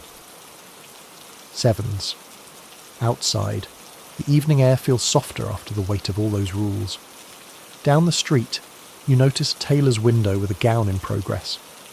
Stitches gleam faintly, But as you lean closer, you realise there are tiny symbols sewn into the hem, half hidden among the flowers. They aren't decorative at all, but charms. Looks like the next stop is a place where thread and intention are equally strong. Joke 3. You mutter to yourself that if the manuals had to list no charms sewn into hems, the practice was probably working too well for their liking. The tailor's shop is warm and smells faintly of wool, beeswax, and the metallic tang of fresh shears. Skeins of dyed thread hang from hooks overhead, saffron yellow, madder red, woad blue, casting a faint rainbow onto the workbench below. Behind the counter, a woman with sharp eyes and a mouth that tilts toward a private joke is pulling needle and thread through the hem of a half-finished gown. You lean closer, and that's when you see them. Tiny, deliberate stitches forming symbols so small you could mistake them for decorative flourishes unless you knew better. Mainstream fact. In the Middle Ages, garments sometimes carried charms or amulets sewn into the fabric, often near the hem, collar, or cuffs, places close to the body. These might be pieces of parchment with prayers, small relics, or embroidered designs believed to bring luck, fertility, or protection from harm. While church authorities often frowned on these superstitions, they were common enough that ecclesiastical courts occasionally fined people for them, especially if the charm's purpose hinted at love or desire. The tailor notices your interest and smiles without pausing her stitching. Rose for joy, pomegranate for plenty, oak leaf for strength, she says, tapping each with the needle's tip. And here, she gestures toward a curl of thread hidden in the floral vine. That's for drawing the eye of someone you'd like to notice you. Historians still argue whether these charms were widely believed to work or were simply an excuse to add meaningful art to clothing. But the wink in her tone suggests she's seen enough results to keep stitching. Quirky tidbit. Certain charms were made from specific materials thought to carry their own magic. Red thread for passion, green silk for luck, gold-coloured floss for health. Some tailors swore the direction of the stitch mattered, clockwise to draw something in, counterclockwise to turn it away. Others claimed you had to sew the charm in silence, lest you spill its power into the air. A customer enters, a young man carrying a dark tunic. "Can you add the stag?" he asks. The tailor nods and takes out a scrap of white thread. "For pursuit," she murmurs to you, or for being pursued, depends which way it faces. She works the needle quickly, and within moments, the outline of a stag leaps across the fabric, subtle but unmistakable once you know it's there. She pulls out a drawer under the counter to show you her library, a tidy roll of cloth swatches, each bearing a stitched symbol and its meaning in neat script. You see a crescent moon, softness, a cluster of grapes, fruitfulness, a fish, plenty, and, of course, a snail, patience. You're starting to feel like the snail has followed you halfway across the Middle Ages. Joke 1. You tell her if you see one more snail charm, you'll start suspecting they're breeding in your pockets. She explains that not all charms are for romance. Some are for warding off illness, like a small knot in white thread sewn inside a collar, or for safe travel, like a compass rose-stitched on a belt. But when it comes to love, she says, clients often request the double rose, two blossoms facing each other, or the woven path, a zigzag stitch said to tangle two lives together. They come back months later, she says, sometimes smiling, sometimes asking for me to take it out. Sevens. Historians still debate whether removing a charm was thought to undo its effect, but given how carefully some people guarded these stitches, it's not hard to imagine they believed it. The tailor recalls a woman who brought her wedding gown back after her husband died, asking to have every charm removed before passing it to her daughter. Some threads, she says softly, belong to one life only. Sevens. Another customer appears, this one a merchant's wife with a bolt of fine linen. She whispers something to the tailor, who nods and fetches a small pouch. Inside are dried basil leaves, which she tucks into the gown's hem before stitching it shut. The smell is unmistakable. You think back to the potion maker's sachet in your pocket, and now you wonder just how many layers of a person's life could be sewn into the clothes they wear. Quirky tidbit number 2.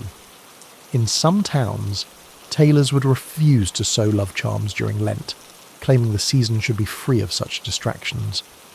Others saw it as an ideal time, arguing that a fasted heart made charms more potent once Easter lifted restrictions.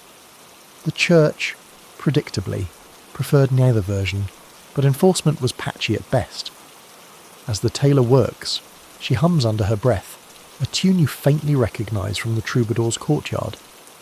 You realise that these symbols and stitches are part of the same coded language you've been tracing since the manor's courtly debates. Words in thread instead of song, worn on the body instead of whispered in a hall. When you step outside, the late afternoon sun catches the hem of your sleeve. You notice a loose thread, red and fine. That wasn't there this morning.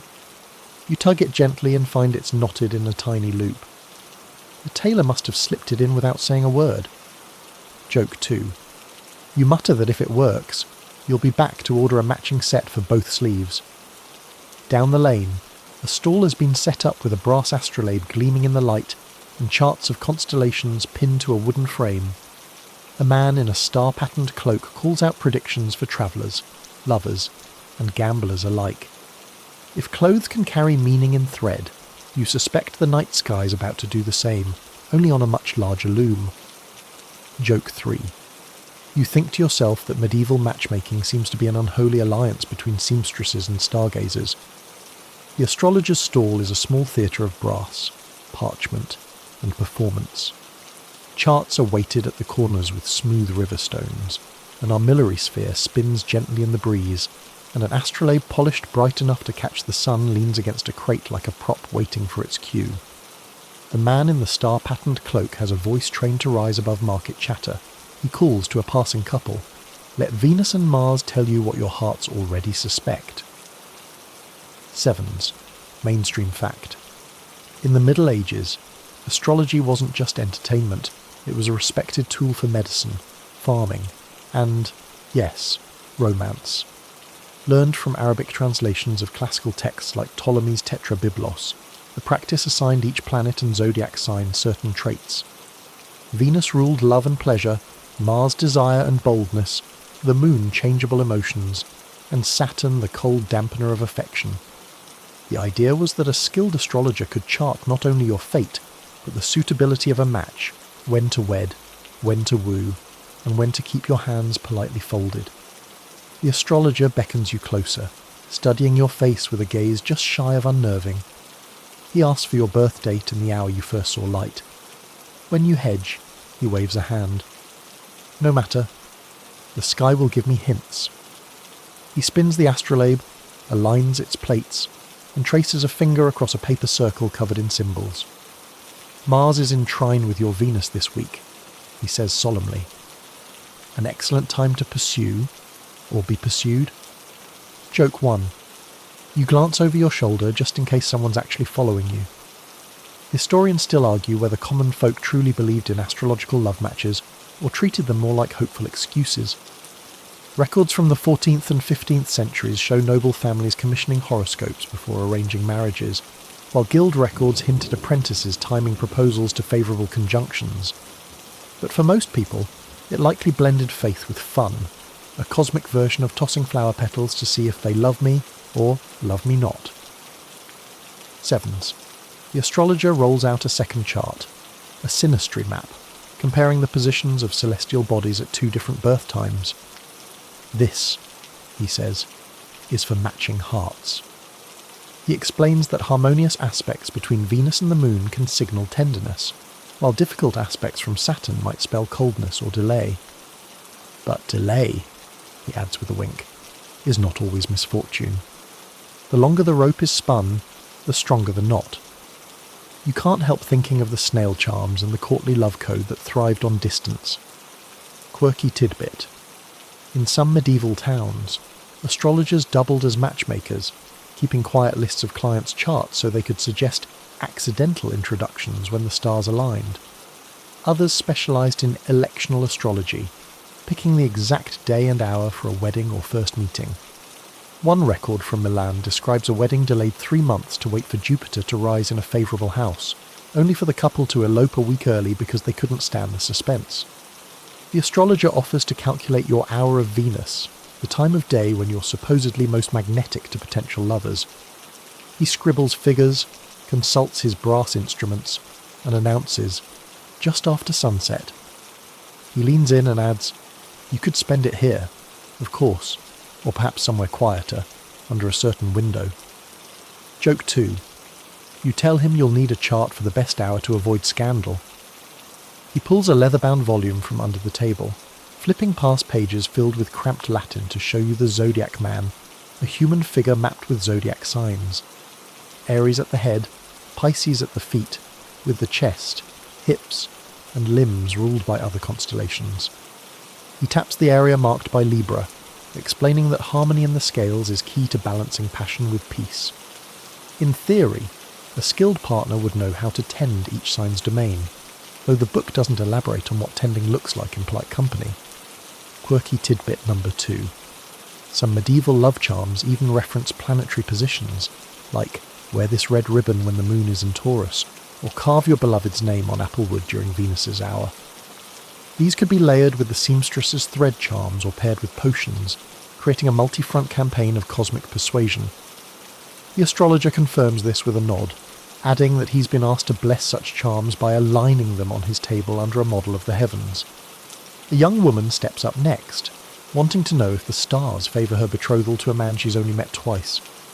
The astrologer frowns at her chart, then delivers a tactful warning. His Mars is strong, but his Saturn lies heavy. She sighs and buys a copper talisman stamped with Venus anyway. As she leaves, she tucks it under her bodice, close enough for magic, if you believe in that sort of thing. The astrologer turns back to you and says, remember, no sky is fixed forever. Even the worst conjunction can change with time. It sounds like wisdom, or maybe just job security. Either way, you slip a small brass token from his table into your pouch, stamped with a crescent moon and star. As you step away, the market noise thins, replaced by the hush of the churchyard ahead. A small crowd is gathered there, not for a wedding or a festival, but around the carved wooden box of a confession booth. The air hums with a different kind of anticipation, what people might say when they think no one else will ever hear it. Joke 3. You wonder if the stars can predict which confessions will make the priest blush. The churchyard is cool in the late light, the stone path still warm underfoot from the day's sun. A handful of townsfolk linger near the chapel door, their eyes half fixed on the carved oak box tucked into the side aisle. The confession booth is more elaborate than most, 2 narrow seats divided by a lattice screen, its wood darkened by centuries of hands and whispers. The air smells faintly of incense and something sharper, like old polish. You drift closer, and the murmur of voices inside resolves into the steady rhythm of confession. A low voice on one side, a measured reply on the other. Mainstream fact. Private confession, as we picture it today, became common in the Western Church in the later Middle Ages, replacing earlier forms of public or semi-public penance. The booth itself, though, is a later development. Many medieval confessions happened simply with priest and penitent seated or standing apart, often in a corner of the church. Privacy was valued, but not absolute. Historians still argue how private these confessions really were. In small towns, even if you couldn't hear the words, you might guess the subject by who went in and how long they stayed. And sometimes, the priest's questions could lead a listener to conclusions, especially in matters of the heart. From the shadows, you catch a few fragments. Looked at him more than once. Wore the blue ribbon on a fast day. Met him by the mill pond.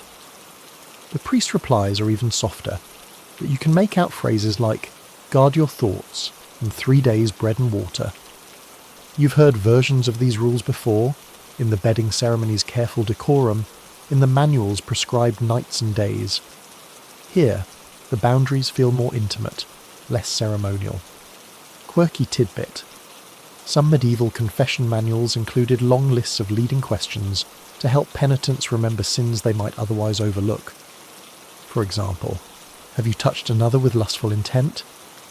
Or, have you received gifts that stirred your desire? The overlap with your journey is uncanny.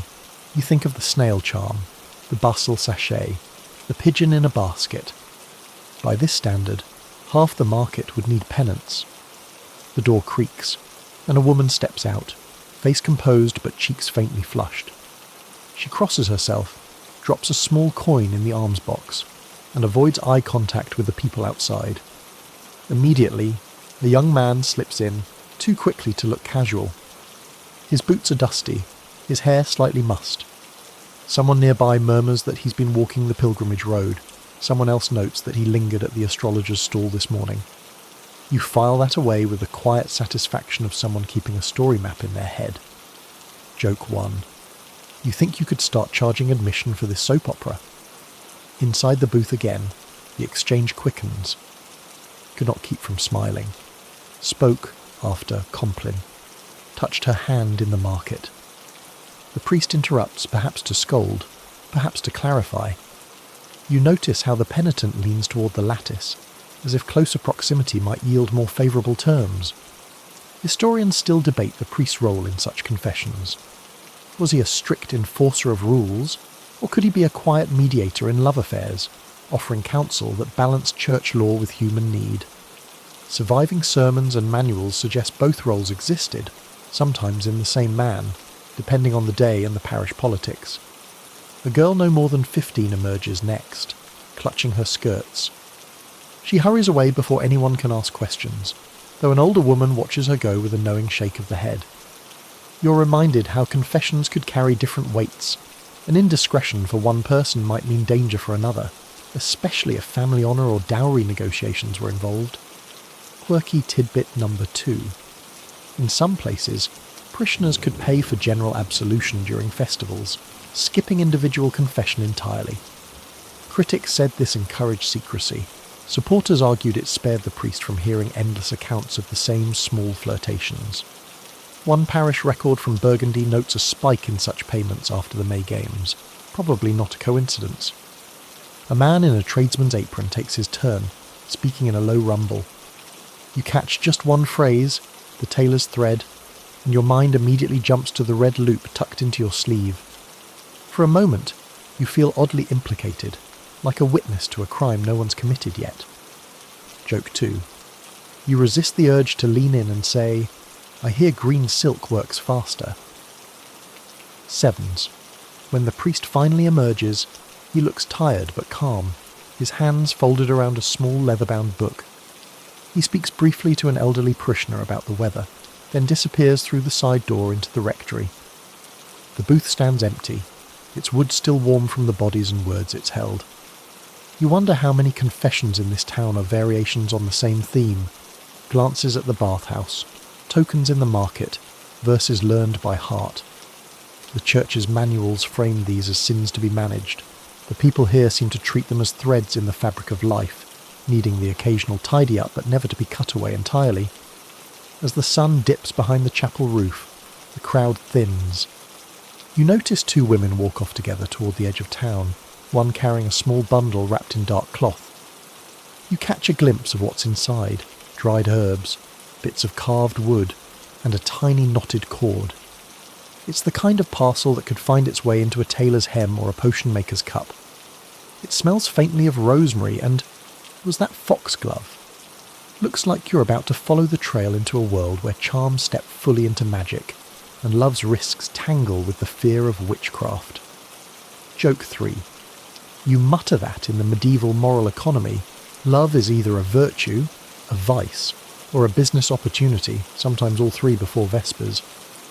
The 2 women take the path out of town, their dark bundle tucked discreetly under one arm. You follow at a respectful distance until the house is thin, replaced by low hedges and the faint sparkle of moonlight on damp grass.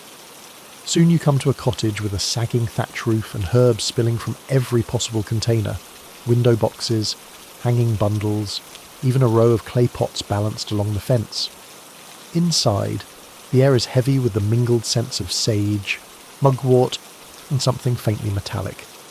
Mainstream fact. In the Middle Ages, folk magic and herbal medicine were closely entwined, and the line between helpful healer and suspected witch was as thin as a hair. Many midwives, herbalists, and so-called cunning women offered fertility charms, love spells, and remedies for coldness of the womb, services both sought after and dangerous to provide.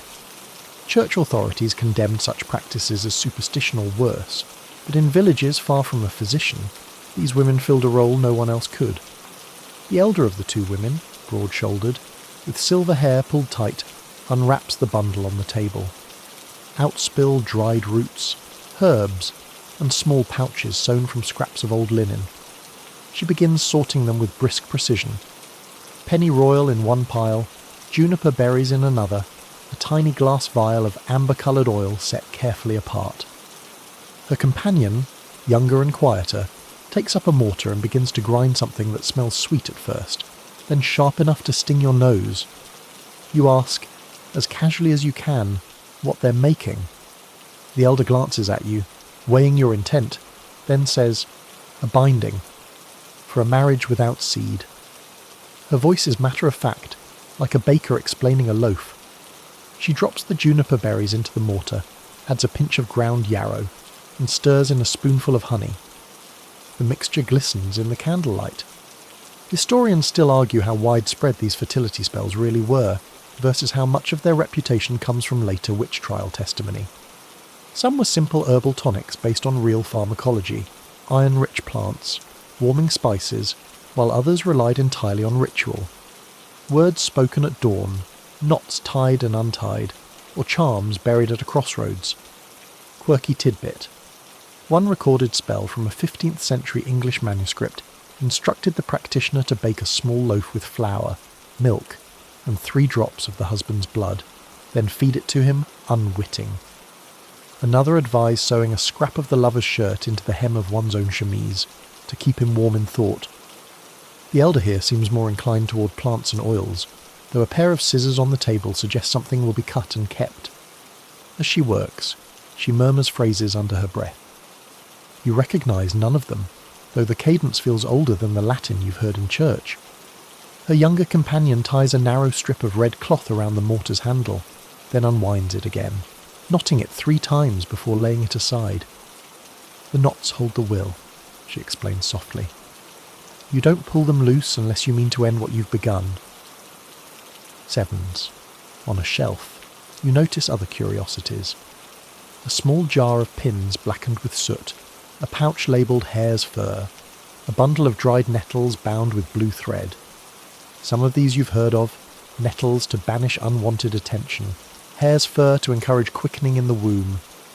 Others are more ominous. Pins, in the wrong context, are less about healing than harm. The younger woman sees your glance and says, "Every tool has 2 edges." 7s. The elder pours the juniper honey mixture into a tiny clay pot, wraps it in the red cloth, and hands it to her client with instructions. Bury it under the threshold before sunrise. Step over it every day until your belly rises. She then adds, almost as an afterthought, and burn no rosemary in the house until then. You've smelled rosemary and charms for desire before. Perhaps here it's thought to scatter the binding rather than help it. Historians still debate whether these prohibitions were symbolic or based on the herbal properties themselves. Rosemary, for example, is stimulating and antiseptic. Perhaps they feared it would clean away the magic. Quirky tidbit number 2. In some court records, love spells and fertility charms were lumped together under maleficia, harmful magic, regardless of intent. A charm to bring a lover back could be treated as seriously as a curse to cause sickness. One 14th century case in France describes a woman fined for giving her neighbour a heartstone to attract suitors. The neighbour's husband complained it made her too restless. 7s. The younger woman offers you a seat and pours a thin, herby tea. She asks if you've come for a charm yourself. You shake your head, but she smiles knowingly, as if everyone comes here for the same thing, even if they don't know it yet. Joke 1.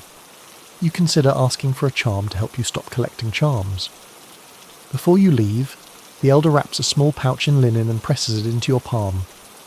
For safe travel, she says, and for keeping your path clear of trouble. You thank her, feeling the faint bump of seeds inside. When you ask what kind, she only says, the kind that know where they belong. Sevens. Outside. The night is cool and still, the smell of crushed yarrow lingering on your hands. Ahead, a row of houses glimmers with candlelight, their windows draped in fabric, some plain, some richly embroidered. A voice calls out about a gathering in the great hall, masks required.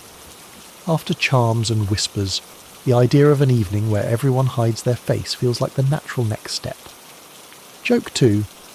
You tell yourself that after tonight, you'll need a chart just to keep track of what's protecting you, attracting you, or accidentally making you fertile. The road curves toward the music and the flutter of silk, and you realise you've been walking with your fingers curled around the pouch, as if it might steer you. Somewhere behind you, the elder's words about two edges settle in your mind. Masks, you think, are another kind of magic, hiding some things to make others bolder. Joke 3. You mutter that in the Middle Ages, half of romance was just plausible deniability in fancy dress. The great hall rises ahead like a lantern in the dark, its tall windows glowing gold through curtains that sway with the heat of the crowd inside. From the doorway comes a tumble of sound, music, laughter, the shuffle of feet on polished wood, and the rustle of fabric far too fine for everyday life. Just inside, a steward offers you a mask from a tray. Black velvet, gilded leather, painted parchment. You choose one that smells faintly of cloves, tie the ribbon, and step into a world where everyone is half themselves and half someone else. Mainstream fact. Masked balls and masquerades, though better documented in the Renaissance, have roots in the late Middle Ages, especially in the courts of France, Italy, and Burgundy. They were occasions for pageantry, flirtation, and satire, often tied to carnival season or special celebrations. Masks allowed participants to cross social lines, at least for an evening, and say or do things that would be risky in plain sight. Inside, you're immediately swept into the press of bodies. A fox-faced mask laughs at a jester. A dove leans close to whisper into the ear of a wolf. A woman in a half mask shaped like a crescent moon glides past with a stag at her side, their arms linked. Historians still argue whether the anonymity truly liberated people or whether everyone guessed identities anyway. Either way, the performance of not knowing was half the fun. At the far end, a group of musicians plays a bass dance, its measured steps perfect for exchanging glances and coded touches. You join a line of dancers moving in slow arcs, the velvet edge of your partner's sleeve brushing your hand with every turn. You catch the gleam of her eyes behind her mask, and even though you can't see her whole face, you can tell she's smiling. Joke 1. You think that if you ever took up thievery, you'd only do it in a masked ballroom. Everyone's already pretending not to notice stolen hearts. Between dances, masked figures drift to the edges of the hall, where wine and spiced cakes are served. You overhear a merchant with suspiciously noble diction telling a washerwoman that he's smuggled a sprig of rosemary into his doublet for luck. She replies that she's wearing a charm sewn into her hem for the same reason, and they both laugh at the coincidence, which is obviously not a coincidence. Quirky tidbit. In some courts, masks were used for game plays during the evening, small improvised dramas where players might act out riddles, love poems, or moral parables.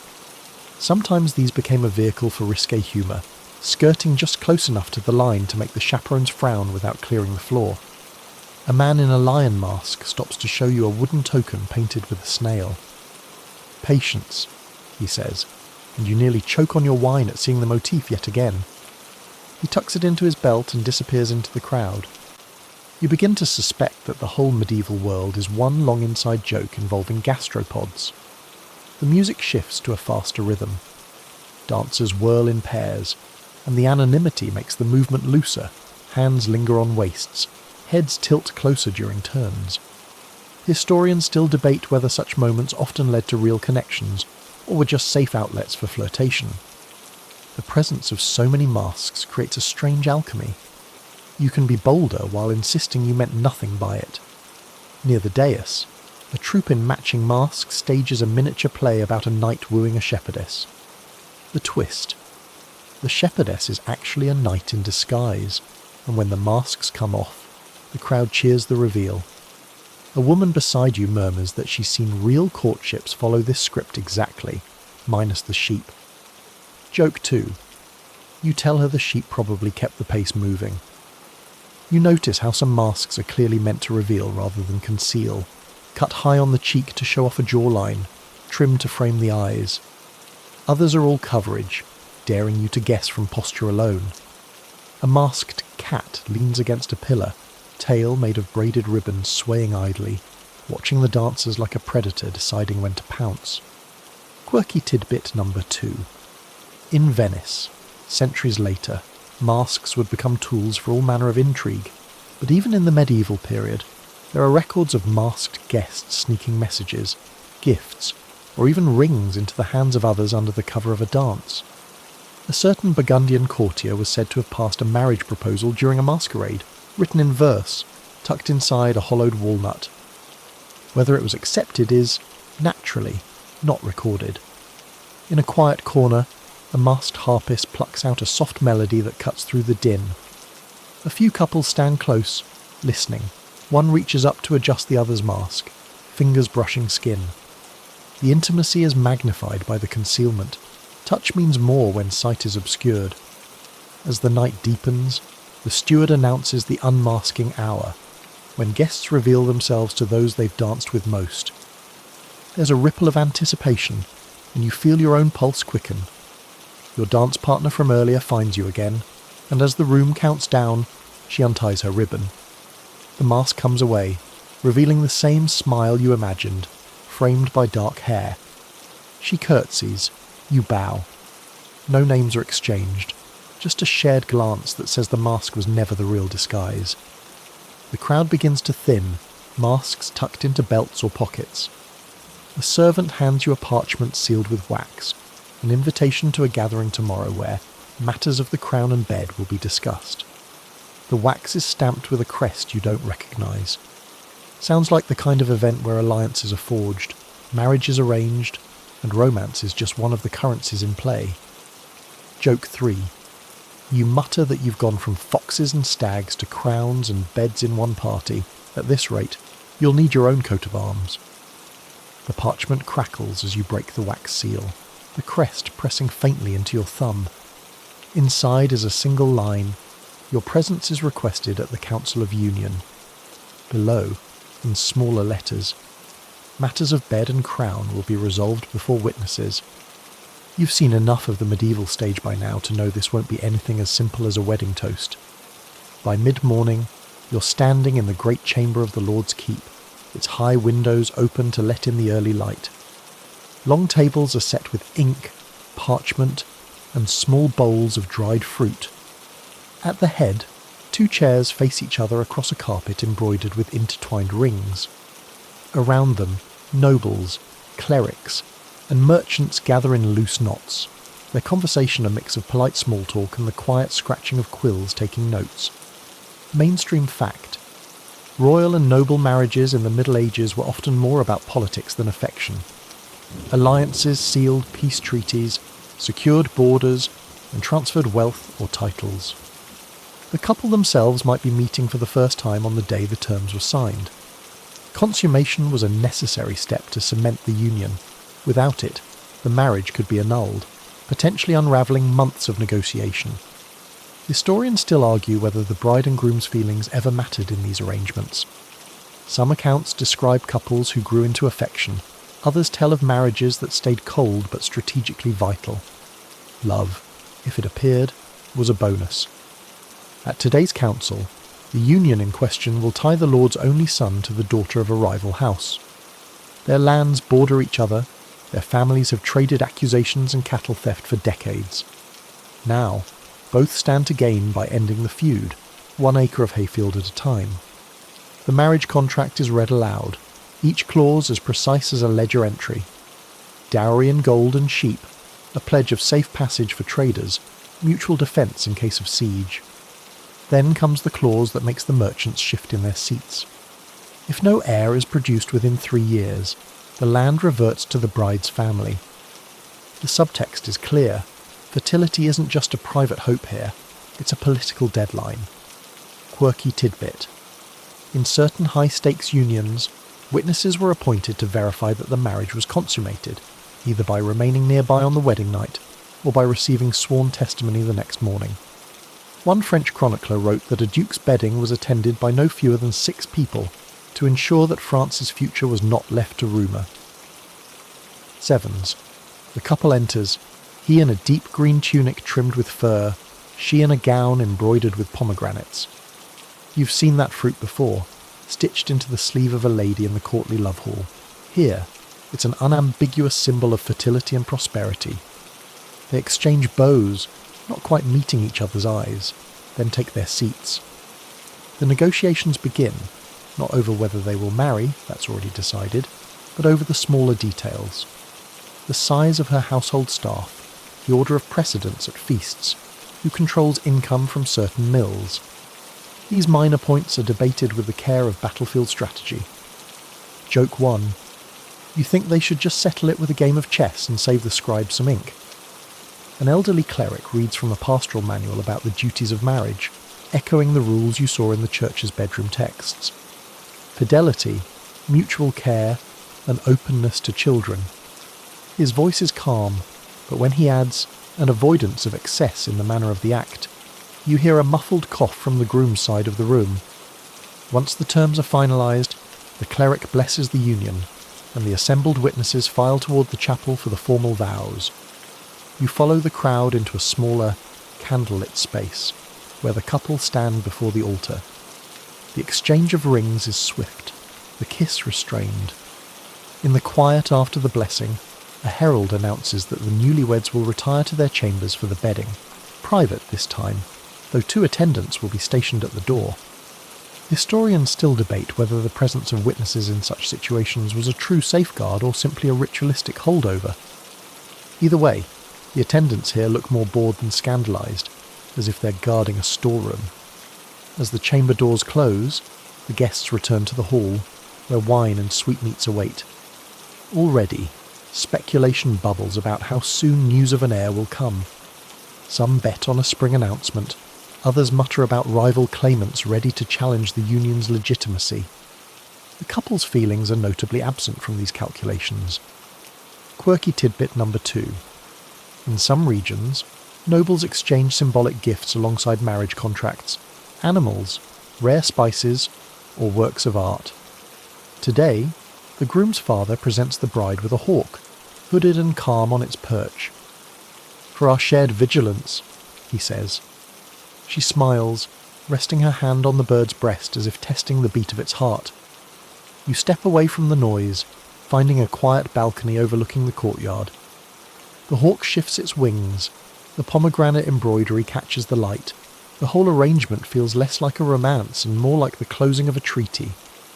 And yet, somewhere behind those chamber doors, the union is being made human, 2 people stepping into the most private part of a public bargain. Joke 2. You imagine the cleric's voice drifting through the keyhole, reminding them to avoid excess. Below, the courtyard is already being cleared for the evening's feast. The cooks shout over the clatter of pots, a minstrel tunes his lute, and you catch a glimpse of the bride's attendants carrying a folded garment embroidered with a snail. Even here, patience makes its quiet appearance. The wind off the hill smells of rosemary from the kitchens. You lean against the balustrade, thinking of the long path you've walked. The cloister's penance sheets, the bathhouse's steam, the court's whispered compliments, the flagellant's lashes, the potion maker's cauldron, the carnival masks, the pilgrimage road, the troubadour's coded verses, the market's animal tokens, the sumptuary bolts of forbidden cloth, the seamstress's secret stitches, the astrologer's charts, the confession booth's half-heard murmurs, the witch's red cloth. Each place its own way of tying and untying desire. Joke 3. You realise the Middle Ages may have been less about chivalry and more about paperwork with occasional kissing. The sun slips toward the horizon, staining the keep's walls gold. Below, the feast begins, laughter rising like sparks. And though the Council of Union is done, the quieter negotiations, the ones that happen between glances, in the language of charms and gestures, are far from over. The hall's noise fades behind you as you step into the cool night.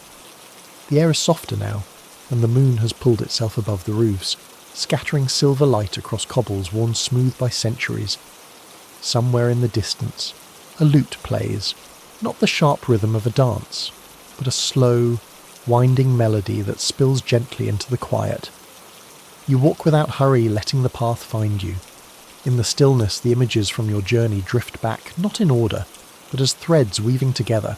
The rough scrape of haircloth sheets, steam curling from a wooden bath, a ribbon dropped on a chessboard, the snap of a whip in the torchlight, a ladle stirring petals and spice, the bright chaos of a carnival night, scallop shells clinking on a pilgrim's cord, a rhyme tucked into a parchment scrap, a carved snail on a merchant's belt, a fox in a church carving, the feel of red thread knotted into a hem, the brass weight of an astrolabe in your palm, the warm wood of a confession booth, the rustle of dried herbs, the shifting eyes of a masked partner, the rustle of parchment in a council hall. Each place, each custom, was its own kind of story, half history, half theatre. The Middle Ages didn't keep desire in a single shape.